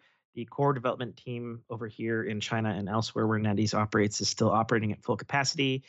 Expect no changes to Marvel Rivals. Right, And then, like the next day, they're like, "Here's the Thing and the Human Torch coming to Marvel Rivals in like 3 days. Here you right, go." Because the game is built.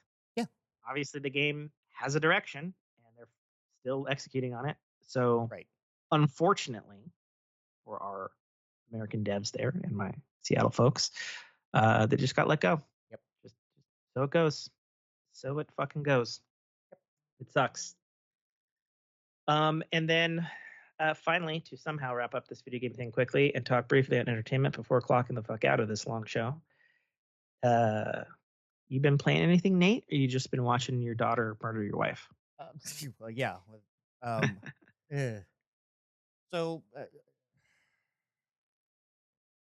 Destiny decided that they were gonna like through a humble bundle for their charity and whatnot. Basically, release a package of Destiny up till now, $30, and that was enough.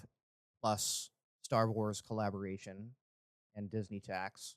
I threw up in my mouth at that Star Wars collaboration. Yeah, well, I bought them. So, How happy are you with it? Person fine. who's somehow back in Destiny. It's fine. Like I didn't buy Is it everything. fine or is it a good collab? It's a good collab. Like Okay. the stormtrooper is a straight up stormtrooper. And it takes He's a shaders Titan, well. right? Yeah, yeah. That's if I had a gripe, that would be the gripe. Is like, why can't my warlock be a stormtrooper? Why do I have to be the stupid Imperial Guard? But Okay. and if So you, is it only Empire side that gets it is in? only Empire side. Okay, so who's the layout? Who's the hunter? Uh, Is it the scout, the Endor scout stormtrooper? no, it's a straight up stormtrooper. It's an Imperial Guard, and because I never play hunter and my wife's a Titan, That's fair. um, E2 Star Lab armor. Okay, I think it is the. Oh, it's the Dark Trooper. Okay. So Odd choices, but sure. right. Okay. The ship is basically um, Vader's Tie Fighter, Okay. which is kind of badass. Okay. I like it. It makes the noise, I should fucking hope so. right? You're Um, paying that money, it better have the fucking sound effects. I yes. assume there's a lightsaber emote. There are two lightsaber emotes. There's a Nice. cooperative one and a standalone one. The standalone one is Luke with the training, the training droid. Solid. And then the other one is they call it Fate of Duels, and Dumb, but okay. right, and it's basically you and whoever participates with you, lightsaber duel. Okay. And the third Okay. one is also a cooperative, and it's a stormtrooper emote where they can't hit Okay. shit. Okay. Um, Sweet. the ghost is a Death Star. Solid. The scooter is the speeder bikes, Okay. which is solid, and it makes Okay. the noise too. I'm surprised they didn't have a ghost that was also like BB-8 since he's round. But they only did Empire, Oh, okay. right? That'll be the next pack, right? Probably. But yeah, going through Destiny locations and hearing that woo woo as I'm riding by things is satisfying. Sure. Yeah. Okay. But yeah, kind of got back into it a little bit. Just been playing. Like I already paid for all the way up until now back then, so I'm like, well, I paid for it. I might as well log in and see it. Mm. And again, like I'm happy with the Star Wars collab. Okay. And then yeah, my kiddos came in here and decided, oh, we want to play it, Yeah, the videos were great, by the way. Thanks for right? sharing. And then I actually completed another game, Oh, gasp. right? Like me, who never What plays. was the game name? It is an Xbox Game Pass game. I saw it. It looked Okay. very, very intriguing. It's called The Shady Part of Me. Oh, I don't know that one off the top of my head. Yeah. It's a Focus Entertainment game. It is Okay. it's a platformer. Okay. Where the story behind it looks very. It's an asylum. Okay. Um, and the ending kind of was weird, but like the gameplay Okay. itself, you play as a little girl or her shadow, and you toggle Okay. back and forth between the two, pull a lever to make a thing happen on the shadow Got it. wall, and Played mini games like that. yeah, yeah, and like I just okay, let's see what this looks like, and I'm playing and I'm playing and I'm playing and I'm playing. I'm like, and I find myself just keep playing it, and the next Mm. thing I know, I was done with it. It's like a five hour game, Okay. so I would say I wouldn't say I highly recommend it, but it's a fun little game. Like if you got 5 Okay. hours, between whatever play sessions, um, it's worth it. Okay. Sweet. Well, I only have 2 games, 3 kind of, that I've been playing. Um, I have been sucked into. I've said this for a while, but I'm like really into it now. I'm 12 hours into Assassin's Creed Mirage on my phone and on my Xbox. Um, so I'm alternating between playing on my console and playing on my phone, which cough cough quotes when Ubisoft Cloud Sync actually works is wonderful. Fair. When it doesn't work and there's no button to like tell it to work or even any indication that it is indeed working or not working, that's frustrating. There needs to be an interface for that fucking shit. I'm telling you that right now, Ubisoft. Um, when it's working, it's wonderful because I'm playing whenever I get a minute on my phone, long dump breaks, or like last weekend, actually, I jumped between playing it on my Xbox for several hours, then playing it on my phone. It was great. So I'm into that.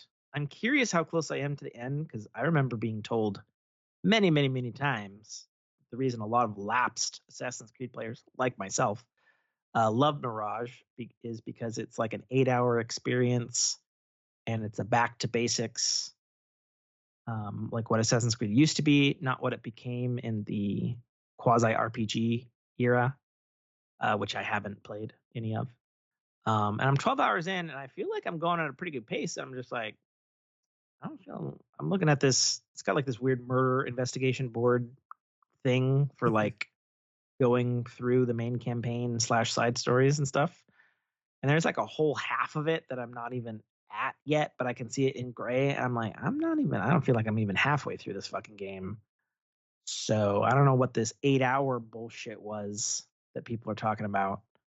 I can see just by the map size, it's definitely more digestible than any of the other ones that are like colossal. Okay. Um, but I'm into it. I had just unlocked some cool armor that's like cyberpunky and stuff Okay. because of the whole quasi history, quasi sci-fi elements of Assassin's Creed, which has always actually been one of my favorite parts. So like my assassin from being in robes, I have like a hood with like glowing eyes, and I have a fucking glowing sword and shit. Looks all Tron and shit, like when I'm sneaking around in the dark, which is awesome, I think. And what's a really nice touch is, apart from like quote unquote big cutscenes, Ubisoft actually did their diligence. So big cutscenes, he has his helmet off, but normal cutscenes, he has his helmet on. And so when he's talking, and it's got a fucking voice effect on it, which sounds like Nice. fucking Okay. cool. And I'm like, all right, this is pretty cool. I'm enjoying this. Um, I also like that I found this rather huge power up organically.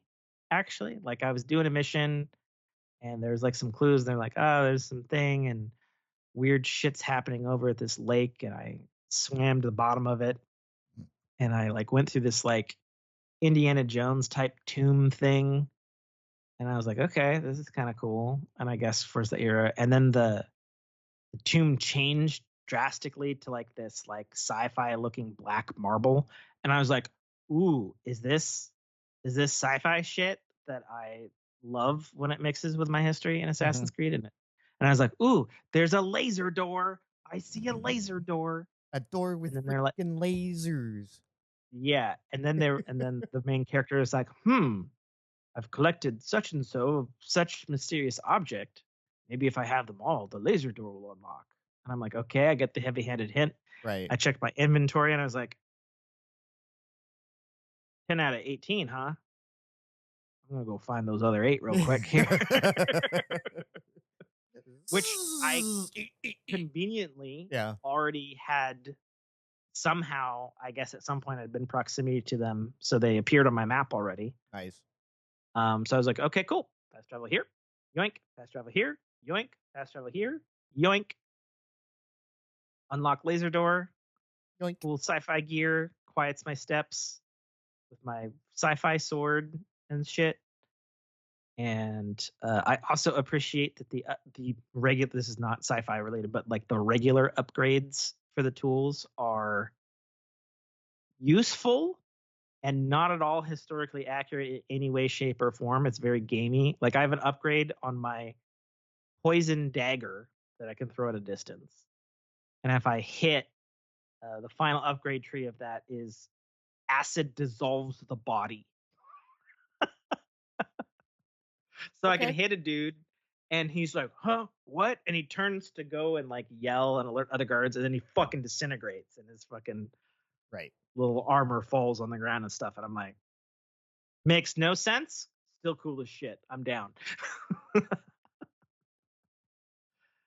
So I'm enjoying that. I'm enjoying every aspect of that. I think the story is well told. I understand people say it's formulaic, but since I haven't played an Assassin's Creed Yeah. since the 360 beginning of the last era, Mechanically, I've always loved Assassin's Creed games. yeah, I'm totally So, down with it. And I enjoy that it's cross save, and I'm able to play it in bed on my phone. And the experience is, it's obviously a huge step back in graphics, right. but it's the same experience. Right. And that's great. I love that. I do have a couple of pro tips though, having been playing it a lot on my phone. And even though the iPhone 16 Pro Max is indeed mighty, uh, don't launch Assassin's Creed and have other apps running. Close all your other apps, please. And if you don't know I'm how, learn how. Yeah. And pro tip, in Assassin's Creed Mirage on iOS, if the game is starting to hang for like 30 seconds at a time every couple of minutes when it should be successfully streaming in the rest of the fucking city, quit the game. Do an old trick. This is an old trick, I might add, for iOS people. Launch a movie that is of several gigabytes in size that you've downloaded. Launch it, play it for a couple seconds, quit the movie, relaunch Assassin's Creed Mirage. Because this helps for whatever reason to clear out stuck RAM.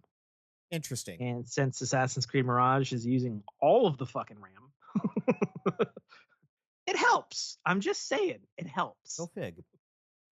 Yeah, it's dumb you have to do that. I agree there should be more optimizations, but at the end of the day, you are playing a full-fledged console experience on your phone. Yeah. So there you go. Thoroughly enjoying that. I'm playing the shit out of Nikkei right now because they are doing their second Evangelion crossover. And I knew it was coming. I knew it was coming. I knew back in November it was coming. I said last year, it's like, oh, this game that I'm really enjoying is crossing over with my literal favorite anime of all time, The GOAT. Take my money, please. Mm-hmm. And of course, everything that's going on in my life. And I'm like, I have a ton of money. But these fucking bastards knew what they were doing with this second one.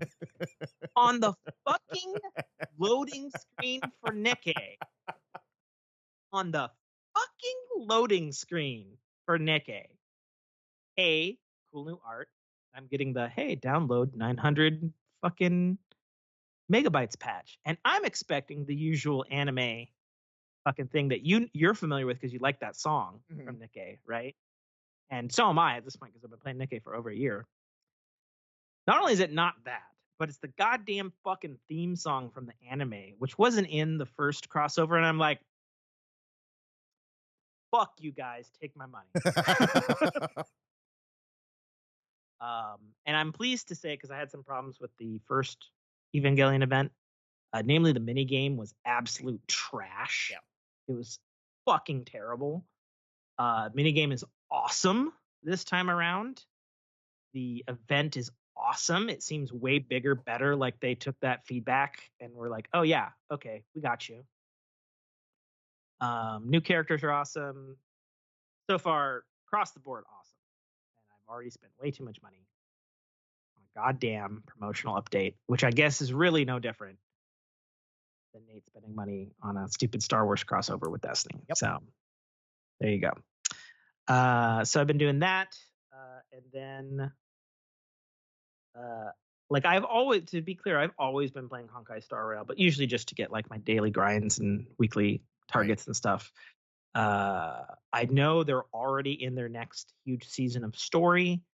And I didn't finish the last one, so I've been kind of slowly getting back into that and trying to finish out that story. And it's weird because I finished its climax, and then there's all this weird post stuff, but I guess it's part of the main quest line of the story. And I'm just like, bruh, we wrapped up this story. How is this possibly still count as it is like primary path Right. objective? And I'm like, what the fuck are we doing here? Like, what is this padding? I'm a little annoyed, to be frank, because I'd like to go to the news story and see what they have on offer, because I've been talking about that for years, where it was like, Well, if the you were first two stories were amazing, the third one sucked, then the fourth one, which I'm trying to finish, was dope. If you were playing that like in line with everyone else, they probably needed that padding to get to the new release. Oh, 100%. So 100% it was padding it out till the next major expansion. right. And because now that's you're what they do. stuck in the padding. Yeah, because that's what they do. So, yeah, that's all I've been playing. I did get a chance to play about an hour of Marvel Rivals last night and had fun. Played it with my boys. But that's it. That's it. I don't have time. I don't have time for anything else.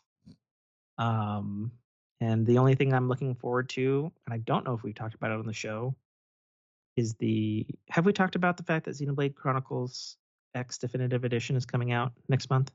We have. I don't know if we've done it recently, but yeah, I know it's been brought up. It's coming out, and very weird for Nintendo and the Xenoblade Chronicles franchise, but like all the big Xenoblade Chronicle people, like YouTubes and stuff, Nintendo gave them it early. So there's like previews for it everywhere. And I was like, oh, I was not expecting. Nintendo has never done this with Xenoblade for their fans yet. Right. Or Nintendo doesn't do that, period. Like they don't, Like you would have to be IGN or somebody to get Mhm. an early copy. But they did it with all these the Xenoblade people, streamers and fans and stuff. And so now there's like all this comprehensive stuff about everything that they've changed and altered for the definitive edition. Straight up like side by side screen comparisons. Mhm. And all of it is very, very good. And I'm just like, Can I have some cheese, please, sir? March. Yeah. I think it's March 29th. March 29th cannot come soon enough because I can play that one on the go since it will be on Switch.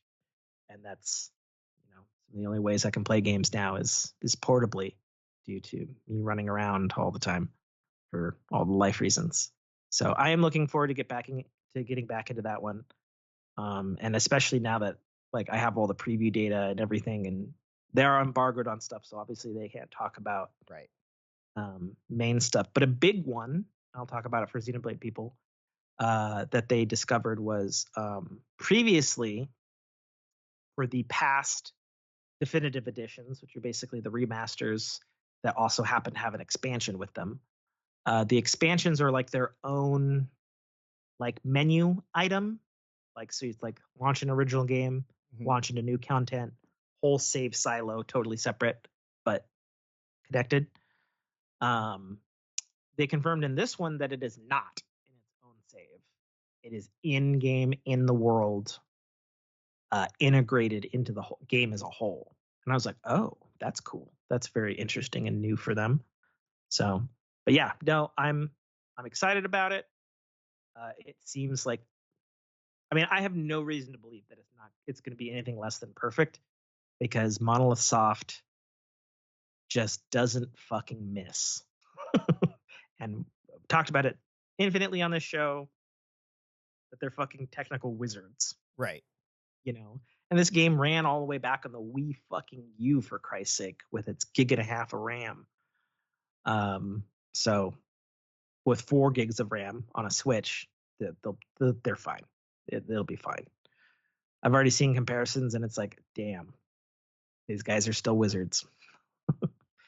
Anyway, I think that's it.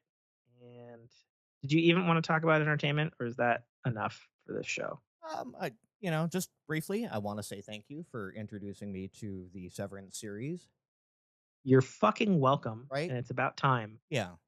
It was one of Yeah, I think those. I think your first message was, "You Severance is told so me it good. was good. Yeah, I I said didn't know it Severance is was so this good. good." And you're like, I have impeccable taste. I mean, Cocky it's true. bastard. That does sound like me, actually. But I yeah, mean, it's true. Do I not? Sonic This where you come 2? back at me? I'm giving you an opening. Yeah, I said Sonic Come 2. back at me. No, no. So, yeah, no. Yeah. So for Um, those who missed that, Pork Fam, Nate, I guess randomly, decided that he would watch Sonic the Hedgehog movie 1 and 2 recently. I was going through, like, I was looking for something to watch, and I remember I had texted you originally. I'm like, I'm about to watch Sonic 3. Do I need to watch the first two? And you said, Oh, that's true. And I was yes. like, yeah, Yeah. yeah, it would be a mistake to jump into 3. Because I Uh, heard you rave, and I heard you say Sonic 3 was the only one that Jessica really liked, and I was like, okay, well, Yep, it's here, it's on. Do I need to watch the first two? And who did I turn to? that's true, as you should have, the And you're Sonic like, fan. no, watch the first two. So I went and watched the first two, and number one was good. Number two, go fuck yourself. And on the next fork, we'll talk about number three. I hope it lands And for you. you I said really I don't do. need to watch the six series Knuckles, right? No, do you want me to just tell you what No, happens in it then? no, because then I might want to watch it, It's and a that's it's a paragraph. okay. It stars Knuckles. He, for whatever reason, decides that he's going to train Wade in his warrior ways. And they guess they go on a quest to find Wade's long lost dad. Um, and Knuckles gets mad and his fists catch on fire. And he fights an old dude who is a disgruntled ex employee of Robotnik. Okay, That's it. okay. That's it. And at one point, there's a musical with puppets. Yeah. Yep, that's all you need to know. Cool. Mostly just the fire fist thing for Knuckles, which is really a game thing. Right. And they went into this really arbitrary thing of tribes and finding your warrior way or some shit. Right. So that his fires or so that his fists can catch on fire. Right. And it's not like they needed to explain this before the third one because they did in the second one. Those fists don't catch fire in the second one. Don't? But no. No, it was him no, and- this is like a whole ass like we're explaining how Knuckles' fists can turn on Sure. fire. Okay. Because he got a video game upgrade. Great. Like Yeah. that is the entire purpose of the whole fucking thing. Gotcha. Other than that, it has absolutely nothing to do Cool. with So Sonic 3. I will get back to you on. So when his fists catch on fire, it can be like, okay, he got a video game upgrade in the miniseries. Right. Got it. Like that's it. So I'm looking forward to watching it. But yeah. And then like I said, yeah, you turned me on to Severance, and I'd seen it, but I'm not really, because stupid Apple and Roku, and I couldn't watch it on the one TV that I usually chill in the backyard and watch Yep. TV shows on. And it's like, one day I'm sitting here, I'm like, well, Severance, let me catch up. And it is stupidly good. Yeah. And I like it's that they've been putting interesting- the after credits like commentaries in there now. yeah, I wish they would add a skip to that. But Right? because I don't need to see the goddamn credits for the 1,600 different Yes. um Languages and localizations. subtitled Yeah. or dubbed over languages. Yeah. I know it's an Apple show, goddammit. I did hear Apple announce that it had passed Ted Lasso as their most popular show, which I was Really? quite surprised by. Yeah. Because Severance season 1's been on there for like 4 fucking years. Right. Like I think it was there before Ted Lasso. That My and bad. that and Shrinking's also doing really good. Yes. So Shrinking's also amazing and the same vibe as Ted Lasso right. from the same people. Which is literally. why I figured if anything was going to pass Ted Lasso, it'd be Shrinking. Yeah, agreed. So Yeah. So yeah, that's but shocking. yeah. I think the thing that I'm enjoying about Severance is season 2 specifically, without spoilers, because I wouldn't want to do that to people for this particular show. Mhm. Is what was it? The first 3 episodes is like, oh, we are so back. This is so good. Right. And then the show goes, Nope. fuck you. You ain't gonna see what's coming every episode for the rest of the fucking season 2. Right. Because like after the episode I'm talking about, after that episode, you're just like, what's even next? Right. I don't even know what the next, like I can't even compute where the next episode's going to start. Mm-hmm. And then they do that again and again and again. And I'm along for the ride and I'm enjoying it. And I'm hoping whatever the landing is for the end of season 2 sticks it. And it's Like- not just, My only concern so far that I could say about season 2 is they are, for lack of a better term, breaking the walls a little too often for my liking. yeah, I would say season 1 feels very isolated. Right. Partition. And season 2 is way bigger. Yeah. And grander. And the breaking down of huge, long season 1 mysteries is coming at a rapid pace. Yeah. And I'm like, Jesus and Christ. not from things that you would expect. Like, yeah, they're very, yeah. like I don't know. Yeah. And so that's like, I don't dislike it, but it's concerning because now the whole the main thing that we're supposed to be looking at is like, is that really that important when we've got all like, look over here, right? So, And I think it's also shocking if you take into account, like, there's so much still we actually genuinely have no fucking clue about. Yeah. Like, there's so much shit we don't actually know. mm-hmm. And then just to speak about it, because I know you're dying to speak about it without spoiling season 2. Mm-hmm. Like, we don't know. We don't know if this takes place in some alternate history. Like, Right. we don't know which state this is in, because when you look at what they very gently tell you in the background, it's not any state abbreviation that we know in America. For that matter, we don't even know if we're in America. Right. We don't know what time it is. We don't know. We don't know. In fact, we don't know what we don't know. Right. And you won't know until they let you know. Yes. And sometimes they let you know, like you said, with rapidness in season 2 I and will other say, things. and Yeah. this will be the last thing I say about the show because we need to be getting on. I Mhm. did appreciate the um what was there's a job search app. They did In the show? no. What are you talking about, Nate? Hold on. We're still talking about Severance? What are you talking about? Yes, and I'll get to it. Clickety, clackety, clickety, clackety. Click. Indeed.com. What's that? It's a job search app. Like it, you go on there and you apply for jobs. They had a Super Bowl commercial that you could go to indeed.com/lumen and Uh look up huh. Lumen jobs, and they were just hilarious.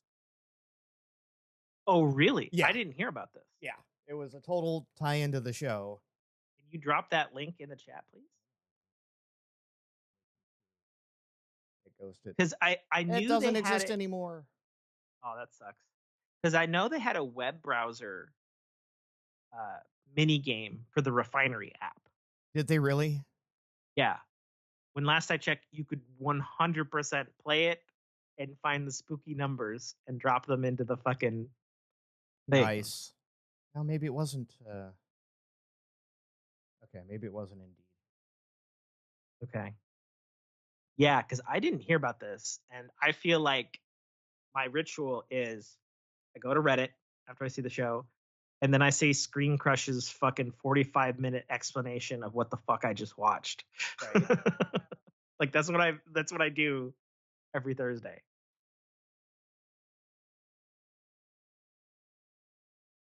Uh,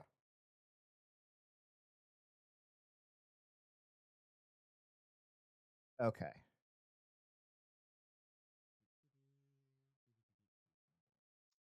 So I think the last thing that I want to say about the show before we wrap it up, and I think it's totally fine to say because it's not even a spoiler, because we don't know yet as viewers, even this far into season 2.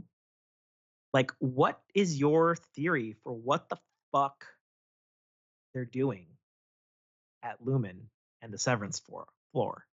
Like, what do you think their goal is? I don't know, but it's mysterious and important. Thanks for that. I'll make sure to review your quarterly results to make sure you don't get into a thruple. Yes.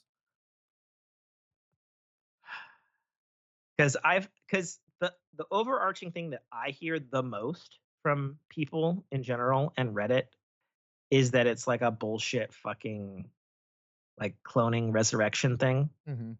And I personally hope that Severance is smarter than that, because I don't want the ultimate secret of the fucking show to just be so it's Westworld. Right. Like that would be so fucking lame if that's the case. And honestly, if we never know what they're doing, I don't think it matters. Like Ugh, I'd be mad if we never know. I would I That wouldn't would be because I dumb. don't think that's the point of the show. The point isn't it isn't the job, you know. It's the characters and they're doing such a good job at that. Like, That's true. That's true. did you get that link I sent by the way? ZipRecruiter? Yeah. That was the one. Yes. ZipRecruiter.com/severance. I'll look at it when my CPUs are not Yeah. It's just almost topped out. it's amusing. Okay. Okay. I'll try to find the numbers thing if it's still online, I Okay. guess. Because it's you can play it for about 20 minutes and be like, this is so dumb, Mhm. but I can get a higher score. Like, and it's exactly as you see them do it. Yeah. Like it is the exact thing. In fact, I wouldn't be surprised if this was the thing that they're actually doing on set in frame. Sure. Is this fucking little web app that somebody made? It's so fucking silly. Oh, I should tell you about this now that you're a Severance guy. Did you know that the We Are is an audiobook and book you can actually get for free, read by Rick and Hale himself? That's funny. It's like the castle book I have over here. It is fucking retarded. Yeah. Like it is so ridiculous. But it's a good product tie-in. Like that's Yeah, there's actually, so that's the only audiobook / book uh on there for Severance. But there is one that they released between season 1 and 2 that's actually like a book you can read. That's official Severance stuff too. But okay. I assume because it's Apple, you can only do it through Apple Books. Sorry, bro. Yeah. Well, I mean, I could look at the file and see if it's protected. No. But again, we can do that off air. Somebody's got a YouTube upload at least of the We Are. Yes. It is so fucking ridiculous. I could Like not. it jumps. It's exactly as you would expect from the Rick and Hale character. It jumps between this fucking quasi faux political thing, and then it'll be like chapter 4. I was really into Mrs. Thompson's breasts, and that was the first time. And I'm like, holy Jesus, this is so bad. Like it's that so bad it's good. Like I was listening to it on speaker doing inventory, and Brock walked in and he's like, "What the fuck are you listening to?" He's like, "It sounds like a self-help book or maybe an idiot on a podcast. What the fuck are you?" And I was like, it's a tie-in. It's supposed to be this thing. It's like a fake funny thing.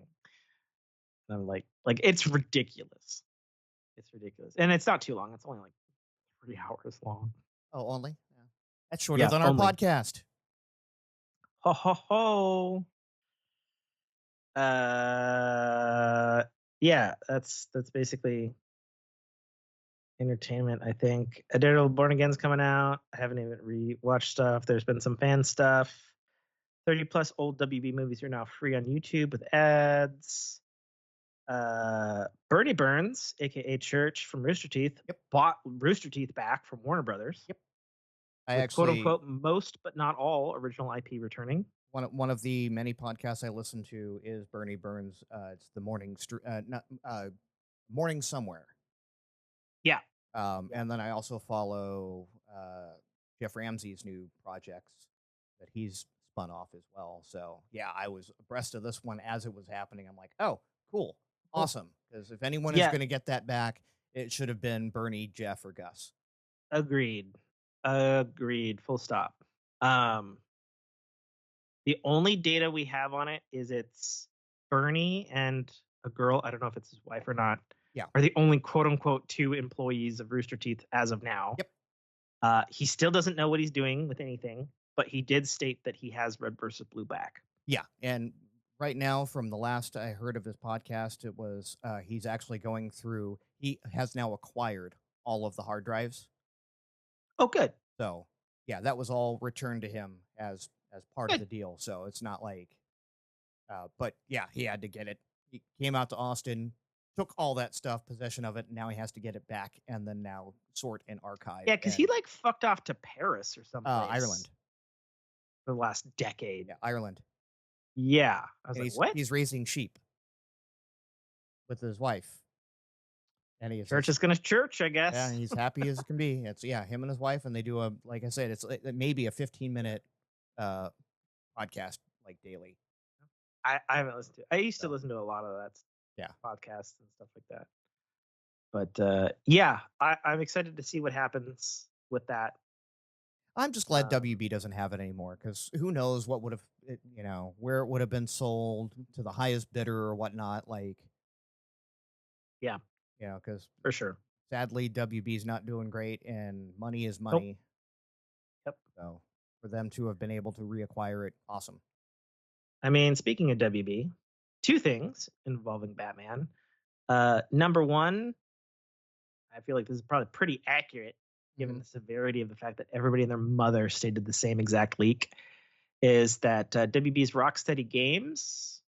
I think also they're either Ireland or Scotland somewhere.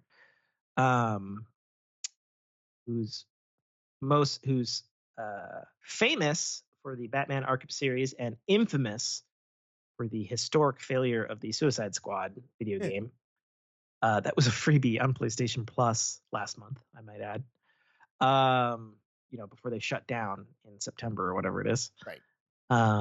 Rumor is that they have been ordered to make a new Batman game, and they have chosen to make a Batman Beyond game, most likely set in the Arkham universe that they created. A, yes. B, yes. And C, yeah. So props to them if they can turn it around, go back to their roots, and become synonymous with the name Batman again. Sure. I can't think of a better thing for them to tackle than Batman Beyond. And to which I'll say, as DC long as needs they a have win at this point too. as long as they have the original voice actor of the Batman Beyond character, Terry McGinnis, who's still alive, uh, as long as they got him, I'm down for whatever their version of Batman Beyond in the Arkham universe is. Sure. If it's not him, then I don't know what the point is. And obviously, there would be the elephant in the room of the fact that Batman Beyond did have Kevin Conroy as Old Man Batman in it, and he's obviously dead. And they used Kevin Conroy every time they did Batman, including his final performance in Suicide Squad. Right. So you can't really do the Terry McGinnis with the Old Man Batman. You'd either have to recast or put it in a time period post him being alive, because I've read the Batman Beyond comics, and after I think they did like 8 years, and they kind of continued the original animated series, and then the Bruce Wayne character did die, and then they continued the comic without him. Okay. I believe successfully. So unless you like do it in that period, which I think would be wise, and then you could still keep the voice actor from the Batman Beyond series, who is Terry McGinnis. I forget his name. He did like 90s sitcoms and stuff. But he still does voice acting. So I think if you had him doing it and you set it post that, so then it could be like, okay, no Kevin Conroy, because we're putting in a time period where that character is not even alive in the universe. Great. I'm here for it. I think if they don't have either, if they have that actor and they're doing something weird, it's like a different character or something, I think that's a horrible mistake. But time will tell, because it's probably 3 to 5 years out. I would imagine. And then finally on Batman, I don't typically talk about Batman comics because I haven't read a Batman comic since I can't think of his name. Frank something. Miller? Yeah, since Frank Miller's The Dark Knight.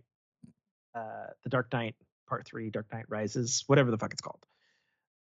Which came out not too long ago, which my memory may be fuzzy on. Maybe that was 15 years to a decade ago. Not long ago to old man me, I guess. So the current mainline Batman DC comic is having a bit of a soft reboot this summer with none other than famous Marvel Comics writer Matt Fraction taking on the reins of DC's Batman. This, to me, is amazing because I had the pleasure of meeting and having a conversation with Matt Fraction, who is the closest human being I've ever seen to being a real life Tony Stark in character. Like the wit and cynicism and I'm important, look at me-ness from this guy that I've met was astounding and hilarious. And this is important because he wrote, it was like 5 or 8 years. He wrote my favorite run of the Invincible Iron Man comic book series. And it's basically just him being Tony Stark, like, because he's that witty and smart. And yeah, so I've talked about this before. He wrote an awesome original comic series called Sex Criminals. That's criminals who have time-stopping powers when they have sex, so they're robbing banks and having sex. It's ridiculous premise. It's hilarious. So you took up a fraction of his time. Get the fuck out of here. The show's done. We're over. Hit stop record. Yes. Oh, you meant it. Okay, yeah, sure.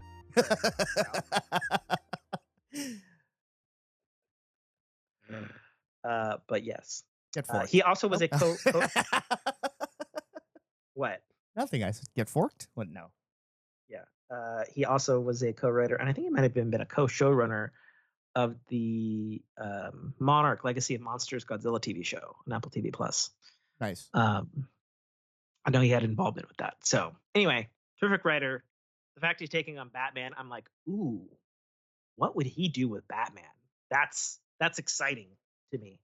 That's exciting to me in a way that's like, I have no absolute fucking clue what's happening in current DC Comics at all, to the slightest. But I will be there day one for issue 1 to see what the fuck he's going to do with that character. I'm down. Okay, now we're out. All right.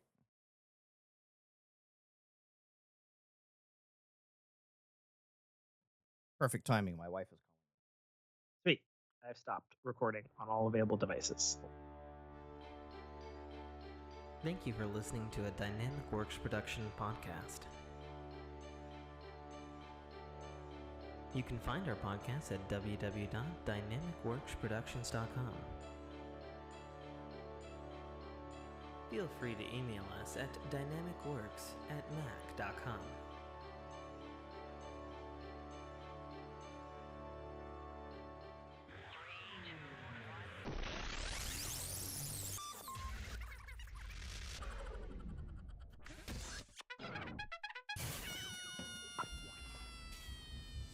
This is Dominic Armato, the voice of Guybrush Threepwood, and you're listening to a Dynamic Works production podcast.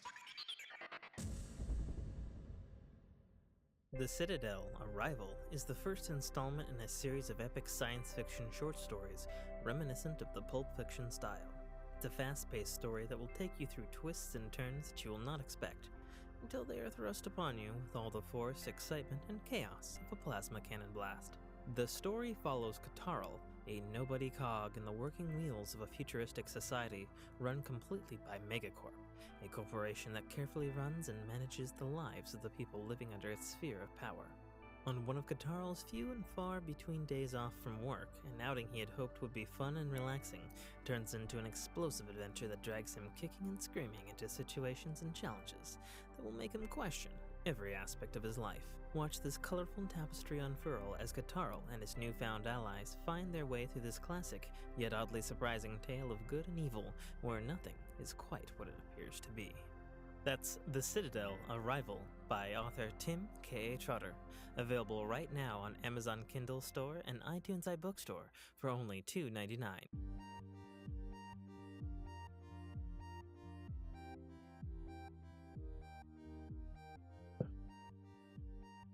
I have no idea. I am now recording. I am also now recording. Okay. Now recording. And then I'll go backwards. And And- people will be like, oh, where's the count in? And 3, Be like, it'll be in outtakes. 2, 1. 1. Cut in.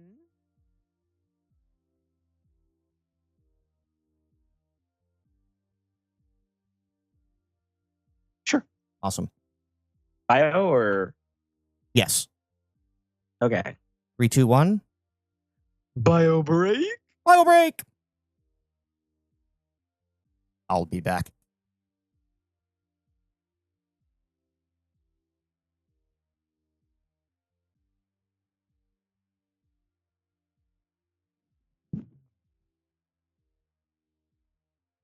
What timing?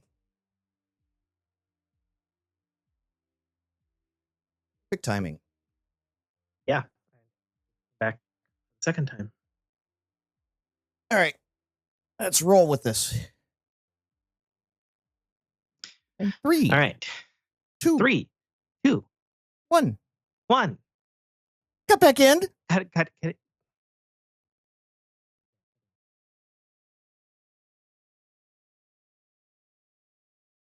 Perfect timing. My wife is Wait, I've stopped recording on all available devices. cool.